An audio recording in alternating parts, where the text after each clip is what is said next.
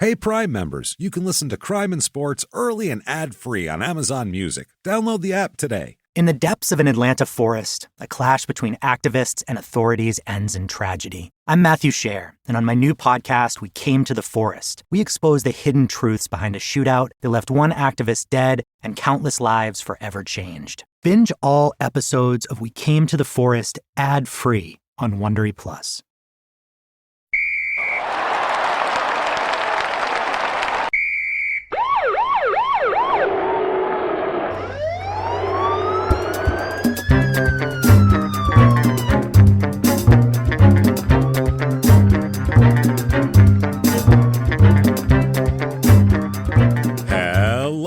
Everybody, and welcome back to Crime and Sports. Yay! Yay indeed, Jimmy. Yay indeed. My name is James Pietragallo. I'm here with my co-host. I'm Jimmie Whisman. Thank you, folks, so much for joining us on another insane, wild, crazy edition of Crime and Sports. As usual, we have a guy that you kind of got to feel bad for today. Oh? But he's also kind of crazy. So it's one of these things where, yeah, crazy. We feel bad for crazy. We do. But at the same time, sometimes crazy is a spectacle. And sometimes you still have to take responsibility for your own actions. Well, and mixing crazy with other substances is also a problem. That's the other issue. You have to know that if you're not real chemically balanced, probably adding more chemicals that aren't of a doctor's prescribing is probably not going to help you any, is also the deal there. So we'll get into all of that.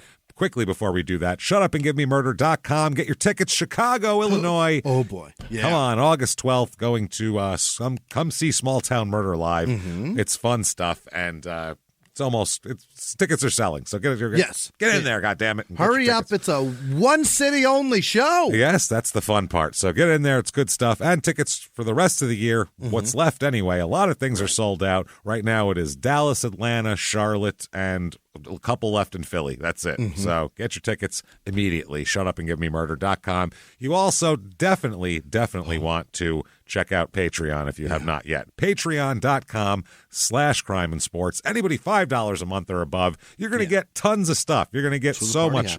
It's a whole separate thing we got going on over there. So you're going to get not only all the crime and sports bonuses, all the small town murder bonuses, a couple hundred of those to binge on, and new ones every other week. Yes. Of course, this week is no different. This week, we're going to go back to kind of a 19-teens thing here we're going to, and we're going to talk about the 1919 Chicago Black Sox, scandal here, throwing the World Series, and they made movies and everything about that. So that'll be fun. We got mob stuff and criminals and some underground stuff. And then for Small Town Murder, we are going to deal with, just because of what's been going on lately, we're going to talk about some weird Titanic stories, including a connection to someone who is in our sphere here at Small Town Murder /Crime and Sports. Our research person, Allison, for Small Town Murder, had a relative on the Titanic. We'll talk about that. Yeah, it's a famous one, too. It's pretty funny. We'll talk about all of that and a couple other sea mysteries as well. It'll be fun. Mysteries of the Sea. So that is patreon.com/crime and sports is where you get all of that, and a shout out at the end of the show. All right.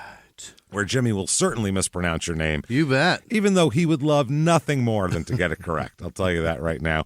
And you should also be listening to Small Town Murder anyway, if you're not. And keep your eye out for Your Stupid Opinions, which is any minute now, honestly. When they finish with the business stuff, we're very excited. Show's done. We can't wait to be able to show it to you. We've made a thing. You ever, make a cake? Do you want to sit and look at the cake yourself? You can't wait to show it to somebody. I mean, this is a cake I made for you. Yeah, we made a beautiful cake for you guys, and we haven't been able to show it to you yet, and it is killing us. We did frosting and the whole thing. It says, nice things on the front, and suck our dicks on the side. You know how it is. You can imagine it. It's beautiful. Yeah. So check all that out. And without further ado, though, let's get into this week. Brain damage, not an excuse here, because this is basketball. So not a whole lot of brain damage to be had in the game of basketball. It'd be rare to be hitting the head that hard. You'd have to be. It's a flagrant. It's a flagrant too. Your legs taken out, and that or be Rudy Tomjanovich maybe. Yeah. That's a very old reference, but he got the shit knocked out of him that time. Man, he was ugly before that. Yeah. Oh, yeah. Now he looks even more like an Easter Island statue. I don't know what happened. So let's talk about somebody who has been in the news more since he's stopped playing sports, stopped playing basketball than he ever was while he played basketball. And that is Delonte West. Oh, Delonte. Delonte. Oh, my word. This is going to be... I'm going to cry today, I think. No, I don't think so. No? No. It comes off... There was when that video came out, and we'll talk about it. If you don't know what we're talking about, we'll talk about it later. I don't want to give it all away now, but if you know what I'm... We'll talk about it. What I mean by that video... Yeah. We've all felt bad for him since then because it's like, oh, man, clearly there's bad stuff going on with him.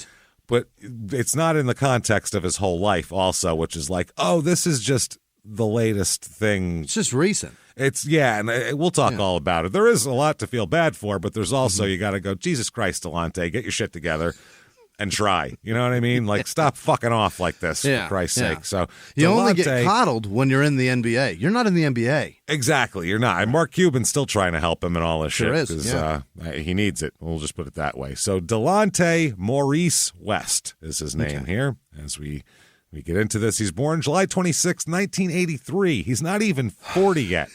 The man's younger than me. As we record this right now, he is not 40 years old, and it seems like he's lived the life. He should be like 65, right? For all the shit he's done. Holy shit. It's wild. I can't believe he's only 6'4" also. That's what I didn't know he was that tall. I figured he'd be like 6'1". I don't know why, but he seems taller to me. Does he? Yeah. Yeah, he's like a tiny little shit to me. He's my size, except he weighs like 10 pounds less, 15 pounds less. So it's and I'll bet he weighs less than that now. Now, who the hell knows? That's his, listed playing weight. Right. So now, or he could be 40 pounds heavier by now. Yeah, we don't know. Depending on the day, who knows here? So or what he's eating. We'll get into all of this though. Holy shit! Here he is. He's from Maryland. He's born in D.C. Grows up in Maryland, D.C. area. So that whole area, the Maryland. Was the DMV, they call it there. D.C., Maryland, Virginia. Okay, that makes sense. The area, the DMV, yeah. So his parents his mom's name is Delphina, and his dad's name is Dimitri. Oh. And, he is, his dad is, I believe, his dad is black and part Native American, and then there's white in there, too. So he's interesting. He's very mixed is what it is. Yeah. And so that's when you look at Delonte West, you kind of go, is he from the future, or like ambiguous? Is he? Yeah, he's like a future, like a future person, or like a, you know what I mean? You're like, no, it's weird. He's got like red hair, and you're like, what's going on with you? I don't. How many? Like your brain. I don't mean that like you would think, like, what the hell's wrong with you? But like your brain tries to classify things. It just does. You see a dog and you go golden retriever, or whatever the fuck. You see a person, that's black guy, that's white guy, that's fucking. Yeah. Whether you want to or not, that's what your brain does. Pete Davidson's very similar. You go to him and you go, no, Pete Davidson, you just go, what's up with you, fish lips? That's all it is. You're just a white guy who looks like you're fucking, no. This guy, you go, I don't know what is going on here. Kardashian challenge where you put that cup on your lips. Yeah, I think that's what it was. Yeah, he's borrowing that from them. So from TikTok. He has an older brother and a younger sister, so he's a middle child, Delonte. Oh. Now, I don't know how to classify this. I'm going to count this as a junior here because his older brother's a junior. So if he was born first, Delonte would be a junior, but he's not. So, he got the same name? No. His older brother's Dimitri, like his dad. Got it. He's Delonte. But if he was born first, Delonte would be Dimitri. So that's how it works. Yeah. So there's a junior in the family, which is a problem, whether he's the junior or not. He just happened to be made a little bit later in the old sperm bank. That's it. So it's Dimitri, Delonte, Danielle are the three kids. So all D's. Oh, yeah. And he said he had a huge extended family growing up, a lot of cousins and aunts and uncles and that kind of shit. He referred to it as a village. There's tons of people here. Takes a village, sure. He said he stayed with a lot of relatives growing up. All over the place, moved around a lot. He said, quote, I lived off every exit and would rattle off, they said in this article, 11. He rattled off 11 different exits he lived off of with apartments. And when he was a kid, so good. He said, I've lived in so many apartments with cousins, uncles, and aunts, just making it. Which, yeah, that's a weird thing when you're a kid. Do you remember when I went over my list with you? Yeah. From like age fucking 5 to like 12, it was like 14 places. It was like, wow, that's a lot. Yeah, I put it together one day. I was like, holy shit, I lived in a lot of places. You still do it. It's weird. Yeah, I do. I get itchy, man. Like, I was never used to living anywhere for a long time. So when I was a kid, that was like that. So now Sarah has to stop me.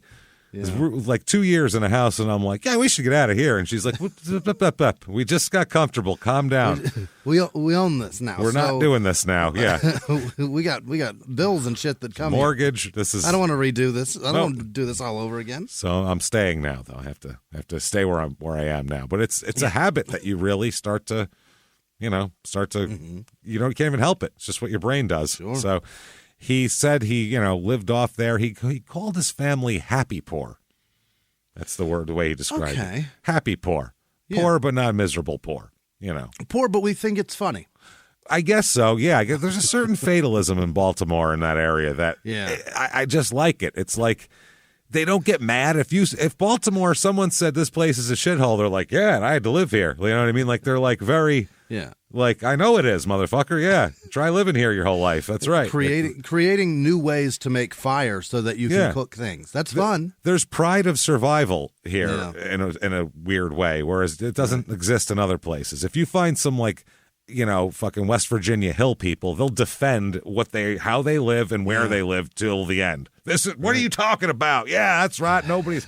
No one on the entire holler has had a job in 14 years, and you know what? God damn it, that's how we live around here. How amazing is this? They would get mad at you for noticing that they're shitting in a bucket outside rather than improving.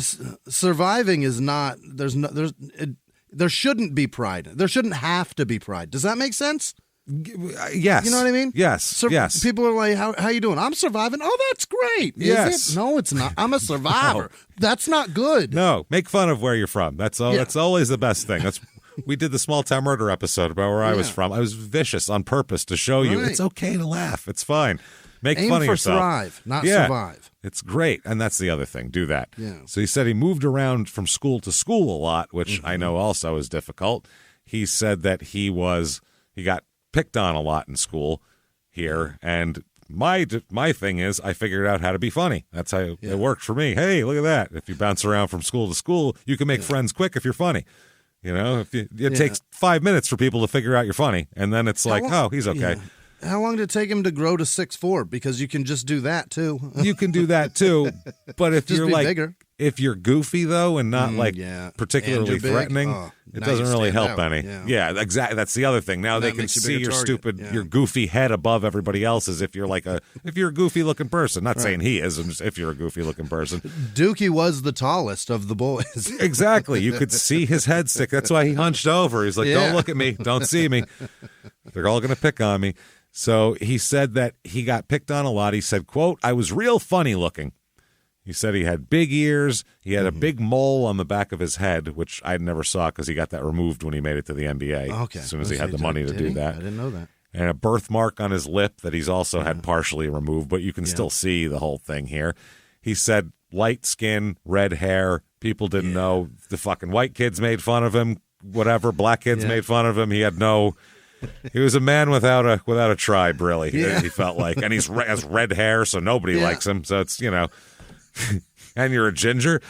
Right. You're not black, you're not white, and you're also a ginger. Fuck off. You're screwed at that point if you're in this area. You know what I mean? There's only black and white around here for the most part. You're a target for jokes, for sure. Definitely that. And kids will make fun of you for anything. Big ears, you could be perfect otherwise, but big ears, you're big ears. You're Dumbo and you're this and you're that for your school life. He's only 2 years younger than me, so I grew up in the exact same time that he was. I know what words he was called. No shit. Oh, absolutely. Yeah. He said, quote, I was made fun of a lot growing up, but I just knew the basketball court was the place where you couldn't make fun of me. You had to respect me. And that's a good place. Yeah, you can kind of hide in sports. And then if you play basketball well, then people like you. That's the other thing. And they want you around. It's a Rudolph the Red-Nosed Reindeer situation. Sure. When you show value, then these assholes who you don't like will like you, which is really a weird paradox that human beings have. Okay, you don't like me. for me, Yeah. and then I show you value. Now you like me, but now I don't like you because you were a dick to me. Yeah. So it's a real, how do you figure that? He said that he always had more, they said that he always had, quote, more jokes for me than you had. So he learned to pick on himself. Okay. And make fun of himself, which is a good self-deprecation, yeah. Which is a good defense mechanism. Shit, yeah. He said, though, that people would say shit to him and he would take it in and take it to heart. He'd act like it didn't bother him and he'd make fun of himself, too, but then he'd go home and be upset about it. So he said he believed his real problem, this is later on, he's talking, not when he was a child, but about kind of his whole life, but he said his real problem isn't the bipolar disorder that he'll be diagnosed with later on. No, it's just self-loathing. That's the problem, which is part of the bipolar. That's the depressive swing, is the self-loathing. So really, it's all kind of in one. He really does hate himself. He said it's not the burger, it's the bun. You know what I mean? It's like, well, the whole thing is together. So, you know, what are you going to do? Yeah. What are you going to do? He said his parents got divorced when he was young. Mom worked multiple jobs. She had a government job, and she also bagged groceries at a supermarket, and she was a receptionist somewhere at a hotel, and, you know, all that kind of shit. She says that he said that one of the hotels his mom worked at, visiting NBA teams sometimes stayed at when they came to play the Bulls. Nice one. At the time. Yeah, nice one. So he said that he recalls throwing his ball at one team's bus to, quote, let him know I'm playing too. Wow. Fascinating. Some way. kid. Yeah, look at that. They're like, fucking some asshole kid just threw a ball at the bus, man. That's all they said. Why did he do that? I don't know. Should we stop and ask? He said he's playing too? I guess we just keep going. No player on the team went, he's playing too. He's all right. No, not one guy said that. Oh, he's playing too. That's what he's telling. Nobody said that. Not a guy. Not one of them. To a man. They went, what the fuck is that little motherfucker doing? Did he shoot? Was that a gunshot? Did a shot hit the bus? In D.C. too? He's playing too? What the fuck does too. that even mean? I wish I could figure that out, but I have not where we are, bud. Let him know I'm playing too. Okay. All right, great. Continue to play, Chief. So he said when he was 12, he suffered a pretty good leg injury, which forced him to stop playing basketball for a while. Really? Yeah, and so then he really felt like he had no home or nowhere to go because then he couldn't do anything. The only place where he was happy was playing basketball where nobody could pick on him, or if they did, he could then, you know, block their shot and be like, well, take that, asshole. So he said this injury was really bad for him. He started skipping school after that because he said, if I can't play ball, then what the hell, why bother going to school? Yeah, I don't need to be at school.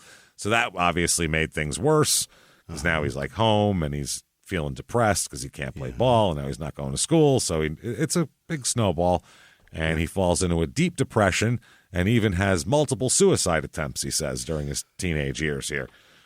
Wow. Yeah, he had a hard time. He really did. He was in and out of hospitals a couple times as a kid.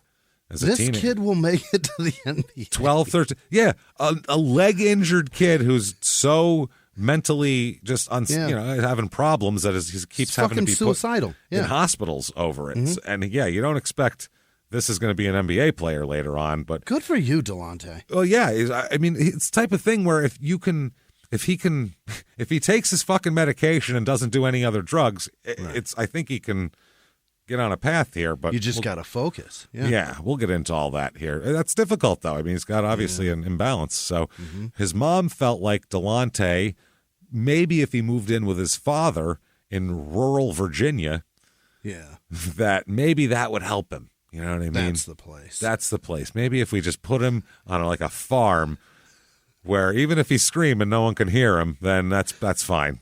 Oh, boy.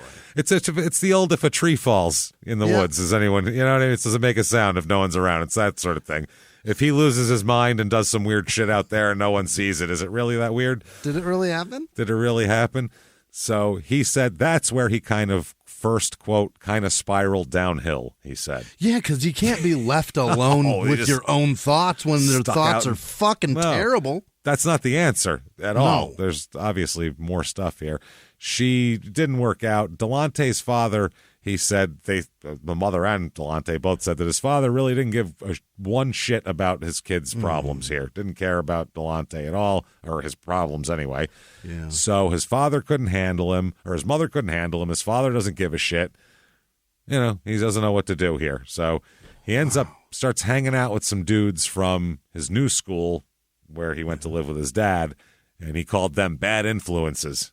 They were, I bet, yeah, some bad kids. So he said that helped lead him to both prescription pill and alcohol addiction as a teenager. What? This guy will somehow make it to have this turn into an NBA career. This is it's impressive. Beginning. Yeah, this is the beginning of a documentary where you watch the person spiral down until they're either giving blowjobs or getting just to get for their $3. next meal. Yeah, for $3. Where taco. They're looking down at the top of a bald man's head going, "You're the best, Al." Have we done a bonus on Dope Sick Love? We had to have. I don't know if we did or not. Did we? We had to have. We've right? talked about it so much, it feels like we have, but if we haven't, we definitely need to I bet we did. kind of collate all that into one We've done so many. thing. We've talked so much about it. Yeah. We could just do a performance of it, honestly, by now, the two of us. Sebastian! We could do a two-man show of Dope Sick Love. That would be hilarious. The needle in a Target bathroom. Oh, that would be so good. We love. I took my daughter to Target, and we used the self-checkout line. There was a receipt sitting there. I grabbed the receipt and handed it to my daughter. I said, "Go get all that shit off the shelves, and we'll go return it." You pull it. Come on, Sebastian. Could you call She her goes, Sebastian? "What?" And I was like, "That's how dope heads." I'm like, "Never mind, Pete." She has never had to even think about that. So yeah, that's good. That's probably good. Yeah. So yeah, you wouldn't think this doesn't sound like. It sounds like the only way that this would lead to an NBA career is if this guy was like 7'1" and had athleticism. Because 6'4", there's a lot of 6'4" dudes that aren't. Every team has three of them. That's not. Trust me. If it was, I would have really pursued it. But it's not. If I was 6'8", you wouldn't have been able to stop me from basketball. But this is different. So he said that he began taking tons of pills. The way he put it, with names he couldn't pronounce. Just take pills and pop them. He said that they were very long names. With different benzo and oxy and hydro, and I'm sure there are all kinds of them. Codone and this and that. Yeah, this isn't good. He said he started cutting himself at this point too. Oh my God! Yeah, this does not sound like it's going to ever turn around, but somehow it does. How did he do it? I have no idea. It's wild. He's in and out of children's hospitals, and there's a lot of other kids with problems in there that he's meeting, and he said that the smallest things would set him off. Just send him into a tizzy here. He couldn't afford a trip with his AAU basketball team, which does suck. If you're on a good basketball team and they're going traveling and you can't go because of money, that really sucks a dick. That's very limiting as to what when people say like, "Oh, doesn't matter if it's a rich kid or a poor kid, everybody's got the same chance." No, they don't. No, shut the fuck up. That's the stupidest fucking thing anybody could say in this guy. Be poor for a fucking day and you'll and I don't mean poor. Right. Yeah, if you're driving a fucking within the last 5 years fucking F-150, you're not poor, okay? Not poor, I'm talking poor where you don't have a car and you can't pay your bills and that's poor, but I'm talking poor. You paid 50 grand for a pickup truck. You're not poor. No, yeah, you're definitely in a shit place. You're Chinese food on credit cards, as we've talked about. That's what you're doing, which sucks, but it's head above, not above, but your nose is sticking out of the water. You got lips out. Yeah. You're drawing wind. This is I haven't seen the surface ever. One day I'm hoping to see the surface, so it's hard. He said he didn't see his dad. He wanted he even like shoes. He wanted the new Jordans and couldn't get them. Shit like that. He's poor. Yeah. So he says he was crying for attention at this time. Yeah. And he said that this is one of the reasons why he made it to the NBA. He said he had a long night at a children's hospital.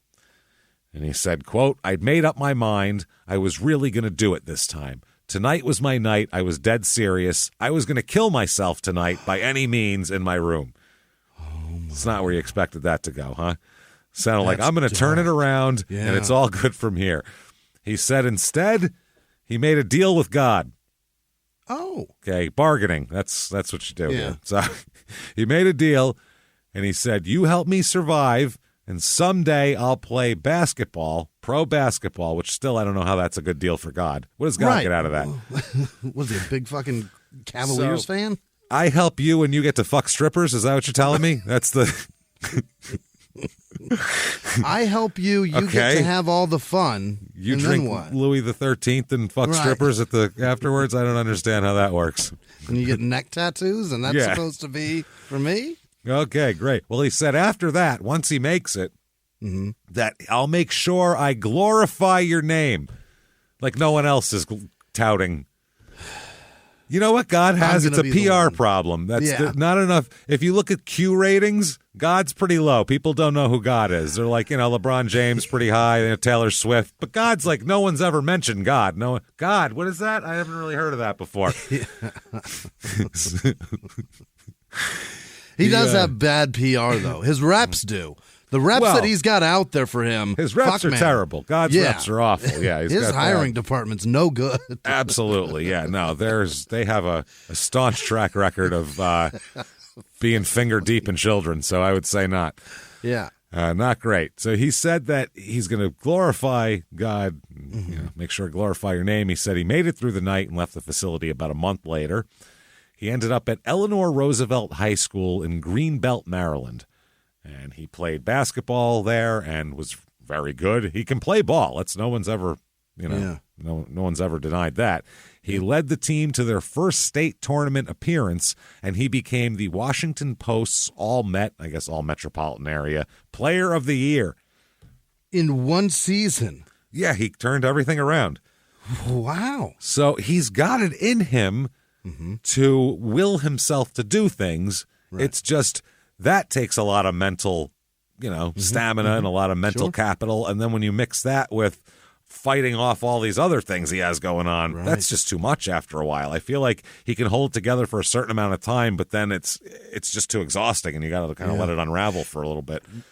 That's a great argument for how really talented he is. Everybody else is playing against 5 other players. He's playing against 5 other players and like 12 different demons. Oh, he's got all his demons every and everything game. else. Yeah, completely. He's got a lot of shit going on. And also the other kids I don't think are dealing with quite the same mental issues as he's dealing with for the most part. I mean, a lot of the kids are poor and they have the same problems there, but they don't mix that with having a chemical disorder here as well, or whatever, an actual diagnosable disorder. So he said that one guy here said, quote, I remember his first game playing JV. I was upset just going off on the team, letting him know how disappointed and frustrated I was. He raises his hand, this little quiet sophomore, and they said, Delonte, you have something to say? Quote, he looks at his teammates and says, Coach, I'd like to apologize to you and all of my teammates. I feel I didn't play to my capabilities tonight, and it'll never happen again. I'm thinking to myself, you're the only one I'm happy with right now, but that's Delonte, always harder on himself than anyone else could be. Taking all the negative credit from everybody, too. Yeah. And he'll internalize it and just, must be me because I suck, because that's how he thinks. That's a great teammate to have. It's a good teammate. Yeah. Oh, he's not blaming other people, finger pointing. That's a real good teammate to have. Absolutely. So taking responsibility. In the Maryland 4A championship, Delonte had 22 points and 8 rebounds, but they lost the game. Not because of him, obviously. Pretty good. Yeah. Like I said, he's Washington Post All-Met Player of the Year. He averaged 20.2 points, 6.5 rebounds, 3.9 assists, and 3.1 steals per game. I should have done more. Yeah. Fuck? If he did that in the NBA, that's like, you're making hundreds of millions of dollars doing that. So in the 1980s, a rosé swept the country. Hey, Mike, I really like this White Zinfandel. Well, good. Now put it down. We're going to try another one. White Zin became America's top-selling wine. But most don't know that this sweet drink has a sour history. What began in 1986 with counterfeit bottles, a big fraud, a multi-million-dollar fraud, sent investigators chasing one of the most powerful families in the business, the Licciardis. But the closer the feds got to them, the more dangerous things became. It's a story of deceit. At the time, I was paranoid. Threats. You touch my kids, I will kill you. And murder. With a .22 caliber bullet to the head, What started with a scheme to mislabel wine spilled into a blood-soaked battle for succession. Welcome to Bloodvines. You can binge listen to Bloodvines exclusively and ad-free on Wondery Plus. Join Wondery Plus in the Wondery app, Apple Podcasts, or Spotify. Behind the closed doors of government offices and military compounds, there are hidden stories and buried secrets from the darkest corners of history. From covert experiments pushing the boundaries of science to operations so secretive they were barely whispered about.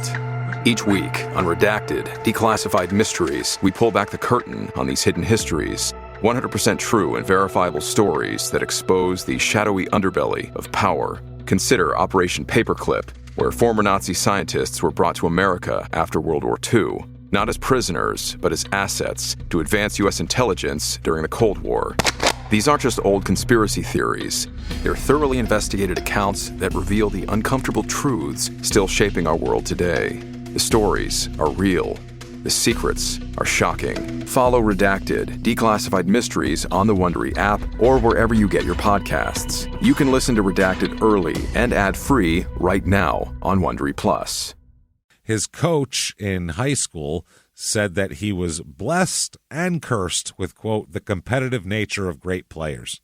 That's what he said.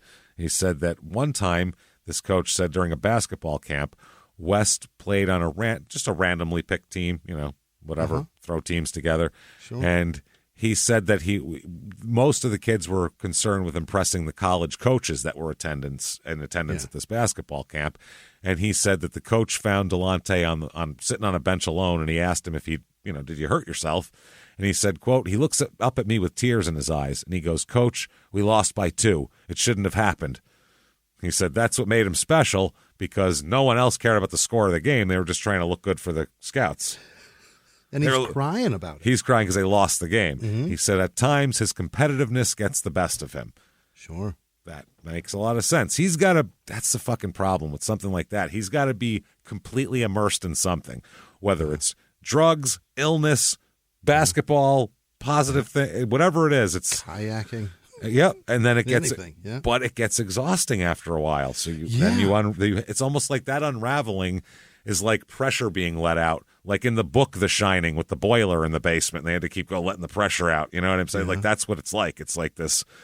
It keeps building up, and the balloon's going to pop. So you have to like let it unravel and kind of lose it for a little while. Yeah. So he ends up gets recruited by a few different colleges, but he chooses St. Joseph's as a college. St. Joe's. St. Joe's he goes to. That's in Maryland, right? You don't hear, I think so. Yeah. You don't hear a lot about that. I hear a lot of high schools named St. Joseph's, but not, it's like a Catholic school name. So, and Hoop Dreams, that was the school they were all going to. Right. That's why I heard of it. Yeah. Absolutely there. So he said it had a family atmosphere. Mm-hmm. He played there with Jameer Nelson, who's a future NBA All-Star as well. He was on the team. And they had an undefeated regular season, and they went to the Elite 8 in the tournament in 2004 somehow. Because, that's wild. Yeah, you don't see that a lot from them. So his college career here, 2001, 2002, he played in 31 games. He had, let's see, where is it with his points? 5.9 points, 3 rebounds, 1.2 assists. He's young. It's his freshman year. He's 18. Next year he comes in, plays in 26 games, this time a lot more minutes, and 30.2 minutes a game, and he ends up with 17.3 points a game now. So 4.3 rebounds, 3.2 assists. Not bad. Yeah, he's getting better. Then his junior year here, plays in all 32 games. I think that's how many they played. And now he has 18.9 points a game, 5.4 rebounds, 4.7 assists. So he's just keeps getting better and better. And his assistant coach at school here said that West would call him sometimes at midnight to ask to be let into the gym. Yeah. He'd call him, can you go open the gym, coach? Because he wanted to, do that. He would tell him the next day that he'd been putting up shots still. He said, I was there till like 4 in the morning. Just shooting around, shooting drills. Practicing. Wow. Yeah. His teammate of his here, who Dwayne Jones, who played a little bit in the NBA, he said that sometimes West would just stay there. He'd just sleep there. Because he played at like 4 in the morning. He'd just go take a nap till everybody else showed up later. Go home? Waste sleeping time. It's weird. He turns it into like some sort of homeless fantasy camp now. It's like strange. So He said, though, he was not the top prospect on his high school team, and he said that his coach said that he made himself into a professional basketball player. Now, Delonte says, quote, "I know that's how I became a professional athlete. I was always so hard on myself, almost to a fault." Okay, yeah. That's interesting. One of his assistant coaches in high school said, if he's crazy when it comes to practice, he's crazy in a good way. That's good. That's good, I guess, but it leaks over into other things. He doesn't always have a practice to go to is the problem. So then what? Yeah, eventually that runs out. That's the thing. You can't do that 24/7. I feel like that's what he does. He runs to basketball when anything starts kicking in. Yeah, just grab a basketball and go play, and then all that goes away. So, which is fine. Exercise is good for your mental condition, but at the same time, you can't always do that. That's just not possible always. So, eventually you sit down and you interact with the public. That's it. So he comes out for the NBA draft that year after his junior year. So June 24, 2004, NBA draft. We've discussed this draft before. Jimmie, number one pick in the 2004 NBA draft is Dwight Howard? Your ass it is. That's right. Get the fuck out of here. We've only discussed this draft like 7 times, so you probably should get it by now. I would say so. We did Sebastian. I remembered something. I learned. God damn it. At 42, I'm learning. You retained information. That's impressive. And I like Dwight Howard, so that's good. So, Dwight Howard in the league here. He's number 1 overall. Emeka Okafor, number 2. Ben Gordon, number 3. Not too stacked of a draft here. Dang, number 7. Okay. Forgot the Suns drafted him. Anyway. They drafted Luol Deng? Yes, they did. They did. Whoa. Apparently it was a quick trade here. Then you got Sebastian Telfair at 13, the former Mr. Kardashian, Chris Humphries at 14, a bunch of people, J.R. Smith, Jameer Nelson, his teammate, and then 24 overall, Delonte West is picked. In the first round? First round by Boston, yep. Okay. Number 24 overall, right before Tony Allen. So there we go. And, not a bad draft for the Celtics. They pick up a couple decent players here. 2004-5 Celtics are 45-37. They finish first in their division and are quickly beaten in the first round of the playoffs. Quickly dispatched. Quickly dispatched by the Pacers, so that's nice. That team is, like I said, Tony Allen. You got, Tom Gugliotta was on that team at the end of his career. At the Celtics? Because that's the only people that could afford his fucking salary by then. Jesus Christ. Oh, that bad Suns deal. That unbelievable Suns deal. God, everybody else had to pay.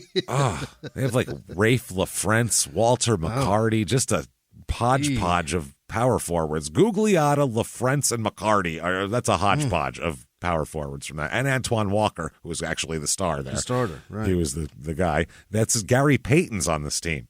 Oh, man. Yeah, Kendrick Perkins is on that team, which isn't he still playing, for Christ's sake? No, he's finally retired. He's a commentator, finally retired. That was a joke. But yeah, he was around forever, Kendrick Perkins. He played for, 40, 50 years, I think. He looked like just somebody's like old uncle out there playing after a while. Somebody's old dad out there, you know what I mean? Like, Jesus, come on, Dad, you're going to have a heart attack. You're 49. You can't run full court anymore. Grows a hell of a beard, though. Oh, Jesus. It's impressive. It is impressive. So his rookie season, Delonte has a bunch of injuries and doesn't really play very much. 39 games, only starts 7, 13 minutes a game. Doesn't do very much, 4.5 points a game. Okay. It's an injured rookie year, and so, that's kind of how it is. He says that going to the NBA was just like being thrown into the deep water, is the way he put it. I could say that, yeah. Felt like he got thrown into the ocean and just tried to keep his doggy paddle going to keep himself afloat, which seems exactly like it would be to me. And in 2003, when he went in, there were still huge NBA stars. Yeah, there were still that were still playing. There were still like legends. I mean, Christ, Gary Payton's on his team, for Christ's sake. Right. You know what I mean? And LeBron just came out, and there's a lot happening. So he said, I basically wasn't as grown as I gave myself credit for, or as much as I wanted to be. I gave myself credit for is a pretty funny way to put it. So Dimitri, his older brother, the junior, went with him to Boston. So he's not a junior, but he's got a junior. He latched himself to a junior to make sure that the behavior rubs off on him. So, and with the instability, I guess, of what is between his ears, it's nice that he's geographically that close to get back to mom. It's not that far. If there's some sort of normalcy that he can latch onto that'll keep him on the rails and keen. If he was in Portland, that'd be tough. You know what I mean? Or if you went somewhere like that, as far away from Sacramento home. or some shit. Yeah, so Jesus, that's tough for anybody. Right, a bad city and far from home. That place sucks, yeah. No, it's California, but no, there's no ocean or nothing. No, it's hot. It's hot as fucking here. It's way real hotter. flat. How it is by the ocean, not like that at all. Add another, 30, 40 degrees, and you got that about right. Yeah, no, it's no real reason to exist. You're right. But it's the capital. Can't go nowhere now. All these other cities have towers at their airport. We don't have one because you don't need it. You can see the planes coming from real far away. There he is. There's just a guy like this with his hand over his eyes. The sun glare. I see him. Makes a little whirly thing with his finger. It means, get it ready. Turn the lights on. Shit, man. So his brother Dimitri moves with him, but Dimitri, one day, Delonte comes home from practice, and Dimitri had left and gone back to Washington to get married on a whim. Just left. Took off. Hang on to it. I'm going to go get married. That's it. He told Delonte, NBA lifestyle wasn't for me. Sorry, got to go. I don't like living your life. It's crazy. I don't want to do it. I'm going to get married and settle down. I got a day job. I'm not even in the NBA, and I have to live this with you. Yeah, I can't be. I can't go to the strip club after like you do. I just can't. I can't be bothered with all the fun. I gotta go. Yeah, and Delonte said that he respected him for it. He said, "quote best decision of his life to do that." Really good for him. Yeah, I guess it worked out with the woman and everything. So his first year, Delonte makes $939,480. Goddamn nice for a 21-year-old kid. Not bad. That's awesome. Not bad at all. Yeah, he said that. He loved it. He thought it was great. He said it could, quote, slow up the process of growth, though, of you getting all that money because it makes you feel like you're right about everything. Well, it makes you feel like you're done. I mean, I did it. I got the money. I got the bag.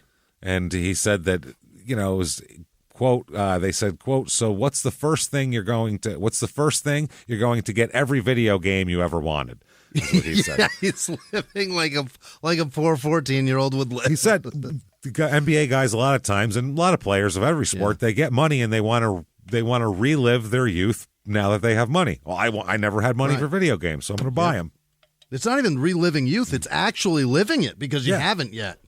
I wanted those sneakers. Couldn't have those sneakers. Now Dwight Howard has literally a whole house for his sneakers. Yeah. It's just like it's got thousands of pairs because now I can get them. So fuck you. Right. I understand that. It's dominating a thing that beat you. You know what I mean? It's turning it around and going, now what? Yeah, I have all the Jordans now, motherfucker. Now I have them. Yeah. All the video games. Yeah. It's weird. So you're going to get the video games. Then you get your video game. Then you put your video game inside your car. Which seems, again, pointless. He said, though, it's kind of lonely. And then a lot of players bring like their old friends from everywhere in and posses. And now, people do it. Basically, they have their friends they hire as assistants to like go to the store for them and shit just to figure out a way to get them a salary. And he said, give it, quote, 2 more years and you're 2 grown men sitting down. And he's more like, go get you some eggs and you can't get your own eggs. Oh, man. Because you have your friends and you're paying them and they're like, what can I do? I got to need you to keep paying me. So, what do you need? So and he's like, I can't get my own eggs. I don't know how to do that. It's so weird. Yeah. Well, not even that. It's like, why can't I get my own eggs, even if I want to? But then this guy is, what do I do with this guy? So it's a lot of responsibility. I don't think that's the worst of his problems, the egg guy. No, I really don't. I think the egg man is easy. That seems like the easiest thing he's got to deal with. Is I am the egg man. It's the egg man. I really do. His mom coming in going, who are you? I am the egg man. I am the egg man. He pays me to be the egg man. So 2005-06 Celtics, they go 33-49 under Doc Rivers. No. That's not good. No playoffs there. That sucks. This year plays in 71 games, starts all 71. Really? Yeah, absolutely. They moved him to like point guard this year too. He was playing a lot of point guard. And he was a shooting guard the year before. They played him at the 2, which 6'4" is small for a 2. You got to have some serious athleticism to be a 6'4" 2. Yeah. Well, you got to be.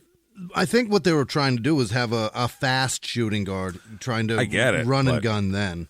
Still, that's not. Yeah. You got to have some. That's got to be extra skilled. So he plays 34.1 minutes a game, and this time 11.8 points. And so, not quite the same as college. 4.1 rebounds, 4.1 assists though. So he's okay.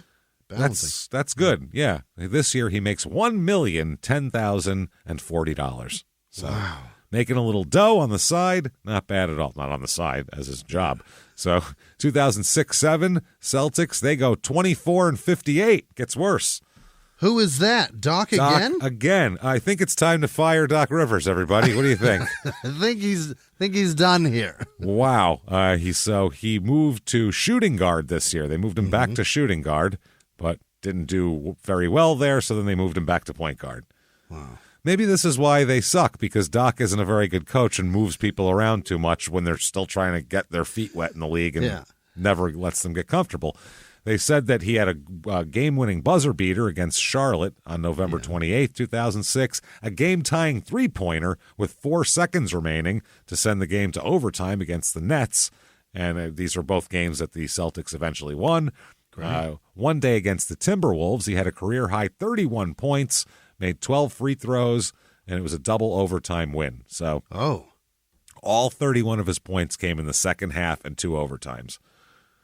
Jesus. He is clutch, I'm telling you. He's not bad. This year, though, he started toward the end of the season, he's sharing minutes with Rondo because that's when he came in. And he remember when Rondo was like considered one of the best players in the league? I loved that guy. I was like, this kid's going to be unbelievable. One day he was just terrible. Like it's rare to see someone go from being that highly touted to being, holy shit, this guy is a top 3 player, top 5 or whatever the fuck you want to say, and then just, God, I wouldn't have that guy as a backup. He's so bad. I think that's what he is now.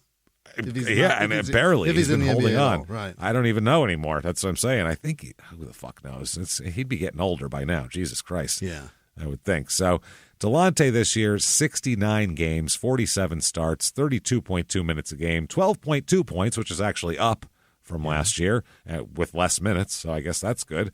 And, not too shabby here. So he's doing okay. 4.4 assists. He's okay. $1,080,480. Nothing to sneeze at. Yeah. He's doing great. June 28th, 2007, the Celtics trade him. Really? Because he was the problem. So, yeah. They kept Doc and traded him. They trade him with Jeff Green and Wally Zerbiak, Jesus Christ, for a 2008 second-round draft pick. Oh, and a 2008 second-round draft pick to Seattle, when Seattle still had a team, for Ray Allen and Glenn Davis. Great trade. Yeah, not bad. That's an interesting trade. For Boston, that seems like a good trade. Yeah. You traded. And he went to Seattle? Yeah, he goes to Seattle. Yeah, that's weird, right? I don't remember him in Seattle either. I don't remember Ray Allen in Seattle. Yeah, I'm trying to think if I remember Ray Allen in Seattle or not. I don't think I do. I don't see him in that jersey at all. No. 2007, 2008 Supersonics. They go 20-62. Jesus, no wonder they moved. Fuck. Yeah. That's brutal. 20-62. PJ Carlissimo's their coach. Oh, he sucks. Okay. And the city was thrilled to have him. Fuck yeah, that's ridiculous. That's the biggest load of shit ever that they got rid of the team here. So this year, he only starts 5 games. He's playing point guard again, at least. 6.8 points, though, not doing very much. But he's only on the team temporarily. He's only on the team for about half the year because February 21st, 2008, he's traded to Cleveland. Wow. That's why we don't remember him on there, because he was only on there for like a flash. A few months, couple months, half a season. 3-team trade. He's traded by the Sonics with Wally Zerbiak again. Oh, Wally and him. Package I don't know why he's tied to Wally Zerbiak, if that's a contractual thing or what. To the Cavs, the Chicago Bulls trade Joe Smith and Ben Wallace. Those are 2 very high draft picks. I think Joe Smith was number 1 overall at one point, and Ben Wallace was very high. And a 2009 second-round draft pick to the Cleveland Cavaliers. The Bulls traded Adrian Griffin to the Supersonics. Cleveland traded Shannon Brown, Drew Gooden, Larry Hughes, Cedric Simmons to the Bulls. And the Cavs traded Donyell Marshall and Ira Newble to the Supersonics. A fucking mess of people. Wow. Just switched around. None of these people really all that, except for these are kind of... It's later in the career, too. Yeah, later in the career of a lot of these Shannon guys. Brown was good, but, I mean, in 1997... That feels like everybody balancing their cap. Yeah. Well, you can take on like 4, and then we got this guy, but you have a little room and we don't. Right. So that's what that feels like. A shuffle some debt. A cap shuffle. That doesn't feel like these are the final pieces to the puzzle type shit. You know what I mean? That's not you figuring out your retirement. That's you balance transferring a credit card to another one for a lower payment. And going, okay, that's one more month. Lower interest rate. Okay, that's better. So 2007, 2008, Cleveland here. Let's talk about them. They have Ilgauskas, LeBron. Yeah. They have LeBron. Let's just say that and keep it at that because that's really the important thing of the team here. So this team, they go 45-37. They beat Washington in the first round of the playoffs and then lose in 7 to Boston in the conference semifinals. So, not great here, but let's see what happened with Delonte. Delonte, he contributes better for Cleveland, 10.3 points a game, 4.5 assists a game. Not too bad. Had pretty much the same thing in the playoffs, too. He had 10.8 points in the playoffs rather than 10.3. So pretty good.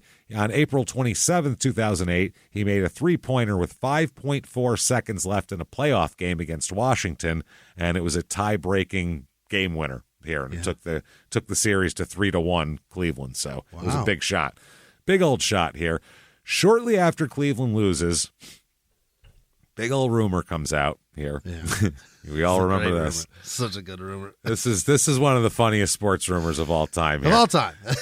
All time. Because it was the head shaker of, what the fuck is going on here? Get out of here. Really? Yeah. This is weirder than Jordan's kid fucking Larsa Pippen. This is creepier, I think. That's super that's weird.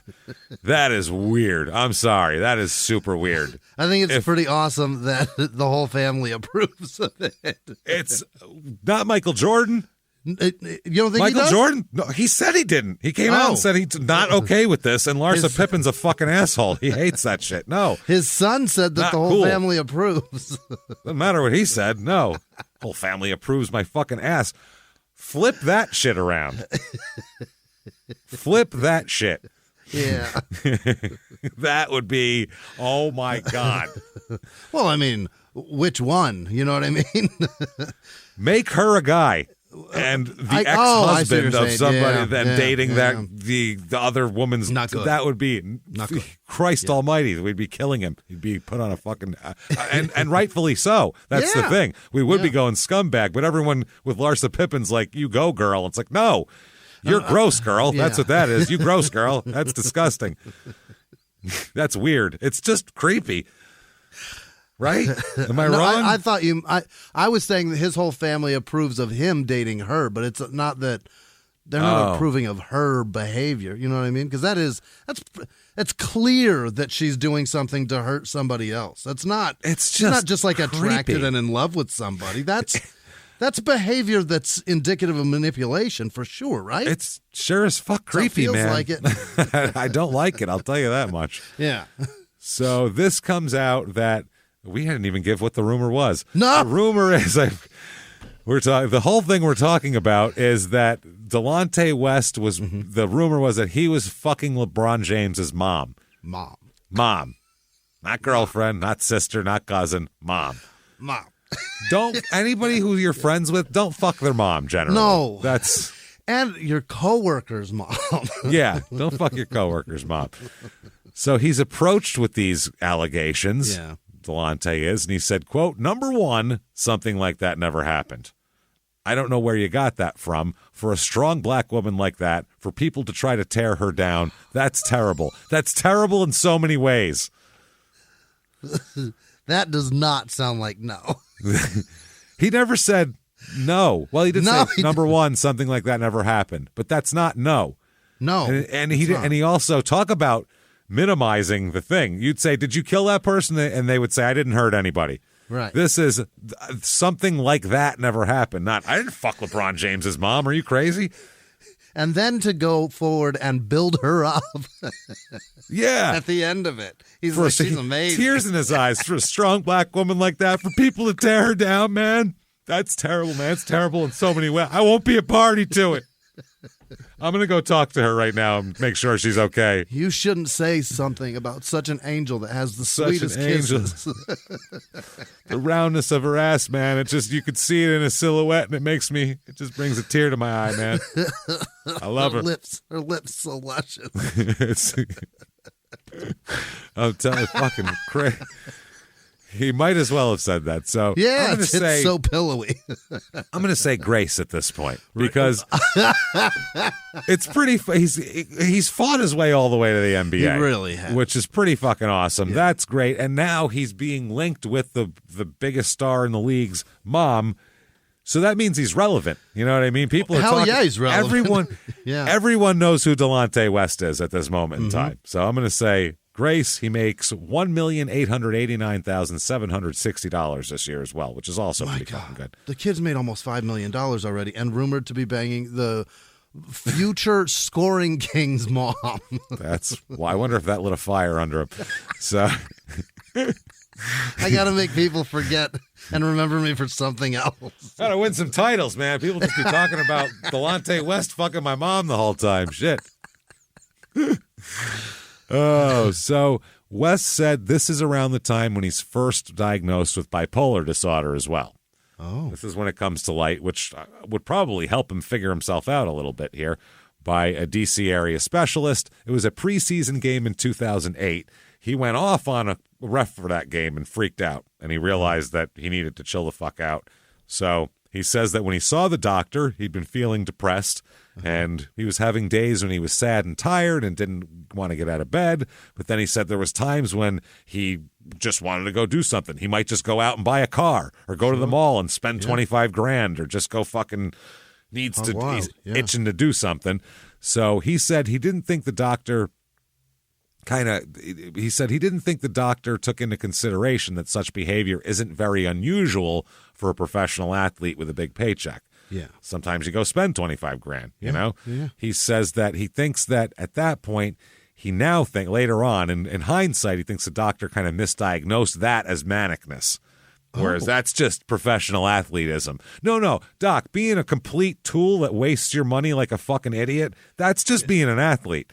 That has nothing to do with illness. You're not reckless. Yeah, the whole league's bipolar then is what you're telling me, because that's just what we do.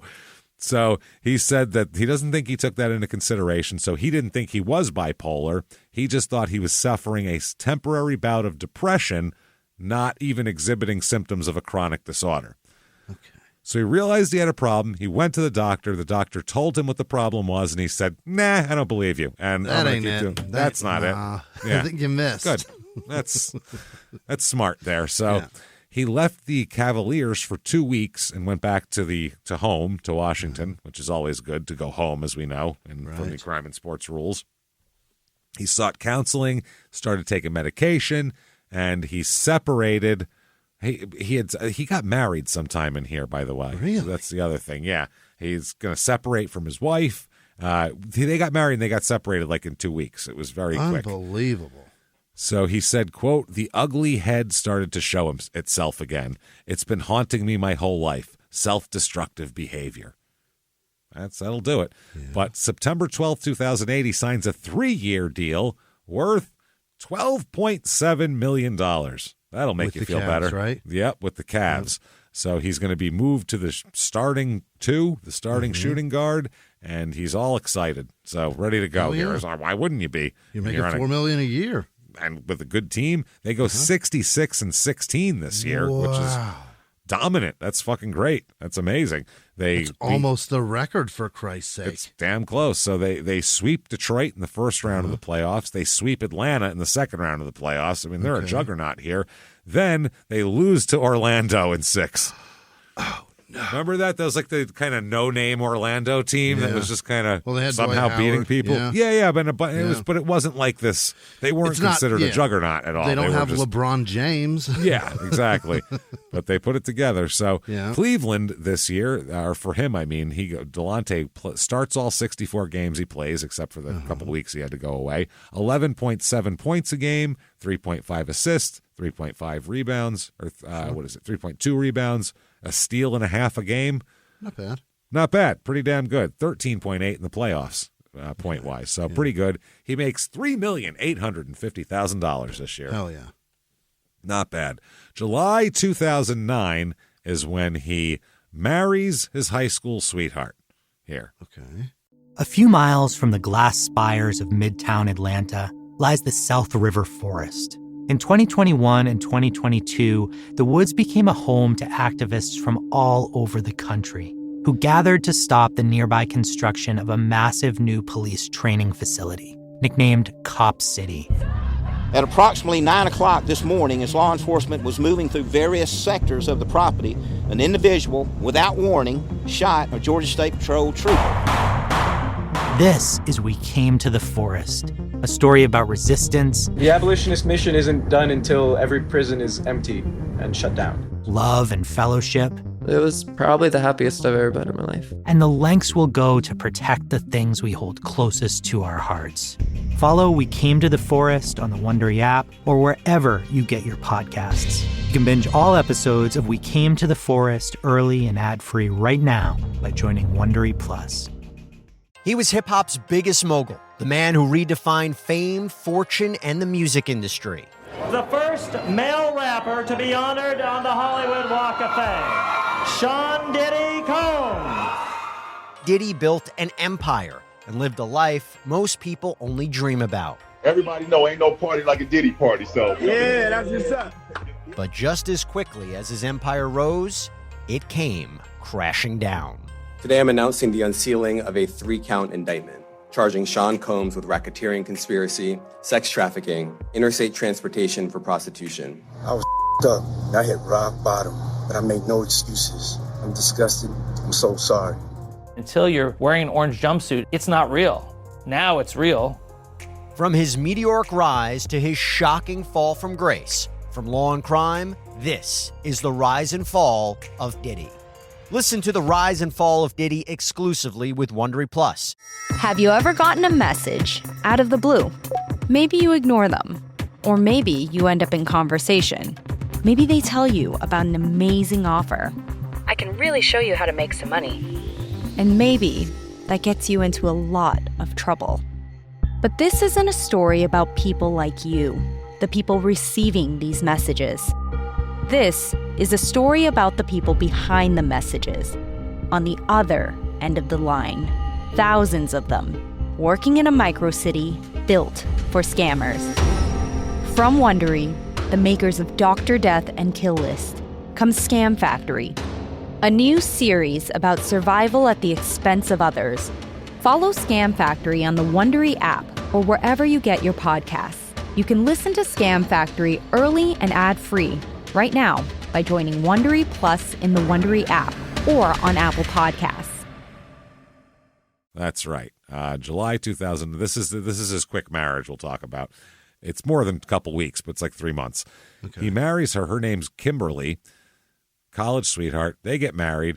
That's July. September 17th, 2009, he gets pulled over and has some guns, we'll just say. Let's talk about this. Okay. This is fucking interesting. Pulls him over on the Beltway there. He is found carrying 3 loaded guns. Oh, for some reason. Yeah. That seems like too much, right? Yeah. Unless you're on the SWAT team, that's probably too many. So he's traveling north on the Beltway on a Can-Am Spider, one of the 3-wheeled crazy things. He has 3 guns in a Can-Am Spider. That's a motorcycle. It's a 3-wheeler that you ride on the road. The giant 3-wheeler. One of those. With 2 seats side by side, each. But like all his guns have to be in that seat, or they're on his person. That's the stupid part. Yeah, we'll talk all about this. Yeah, and while he's traveling with 3 loaded guns on a ridiculous mode of transportation, He cuts off a canine officer for Prince George's County. Oh, fantastic. Which is, again, try not to cut cops off. That's probably not good. So the cop pulls him over for making an unsafe lane change, no directional or anything like that. And when the cop approached the vehicle or motorcycle or whatever the fuck this thing is, this stupid conveyance, his conveyance, West immediately told him, I have a handgun in my waistband. Okay. Which is actually good. You're supposed to do that if you have a handgun in your waistband. Don't grab for it to pull it out. But I got this gun. You'll get shot like that. Don't do that.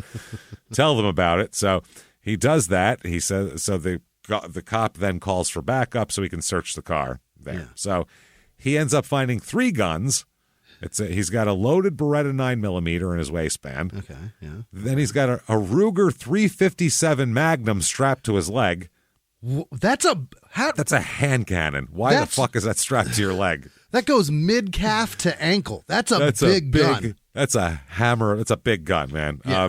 Then he had a shotgun in a guitar case slung over his back. What are you, fucking El Mariachi? What is happening here right now? That's what this is. Have you seen that movie from back? Why does he have that? He thinks he's fucking El Mariachi. That's all I can come up with, because why else would you have a shotgun in a guitar case slung over your back? That's ridiculous. All 3 of the guns are on his person, dude. Unbelievable. He's like the fucking guy in Raising Arizona on the motorcycle. That's who he is. Does he have grenades to his chest, too? That's a bandolier of grenades? He was on his way to pick them up, I feel like, and then he was going to drive around after that. Maybe he thought it was post-apocalypse, and it was like Mad Max times. He lost his fucking mind. We don't know. My grenades. I just had them cleaned. Oh, I just had him shine. I had my guy. He was done getting me eggs. He had nothing to do. I told him shine my grenades. Hey, Eggman. Hey, Eggman, come here a minute.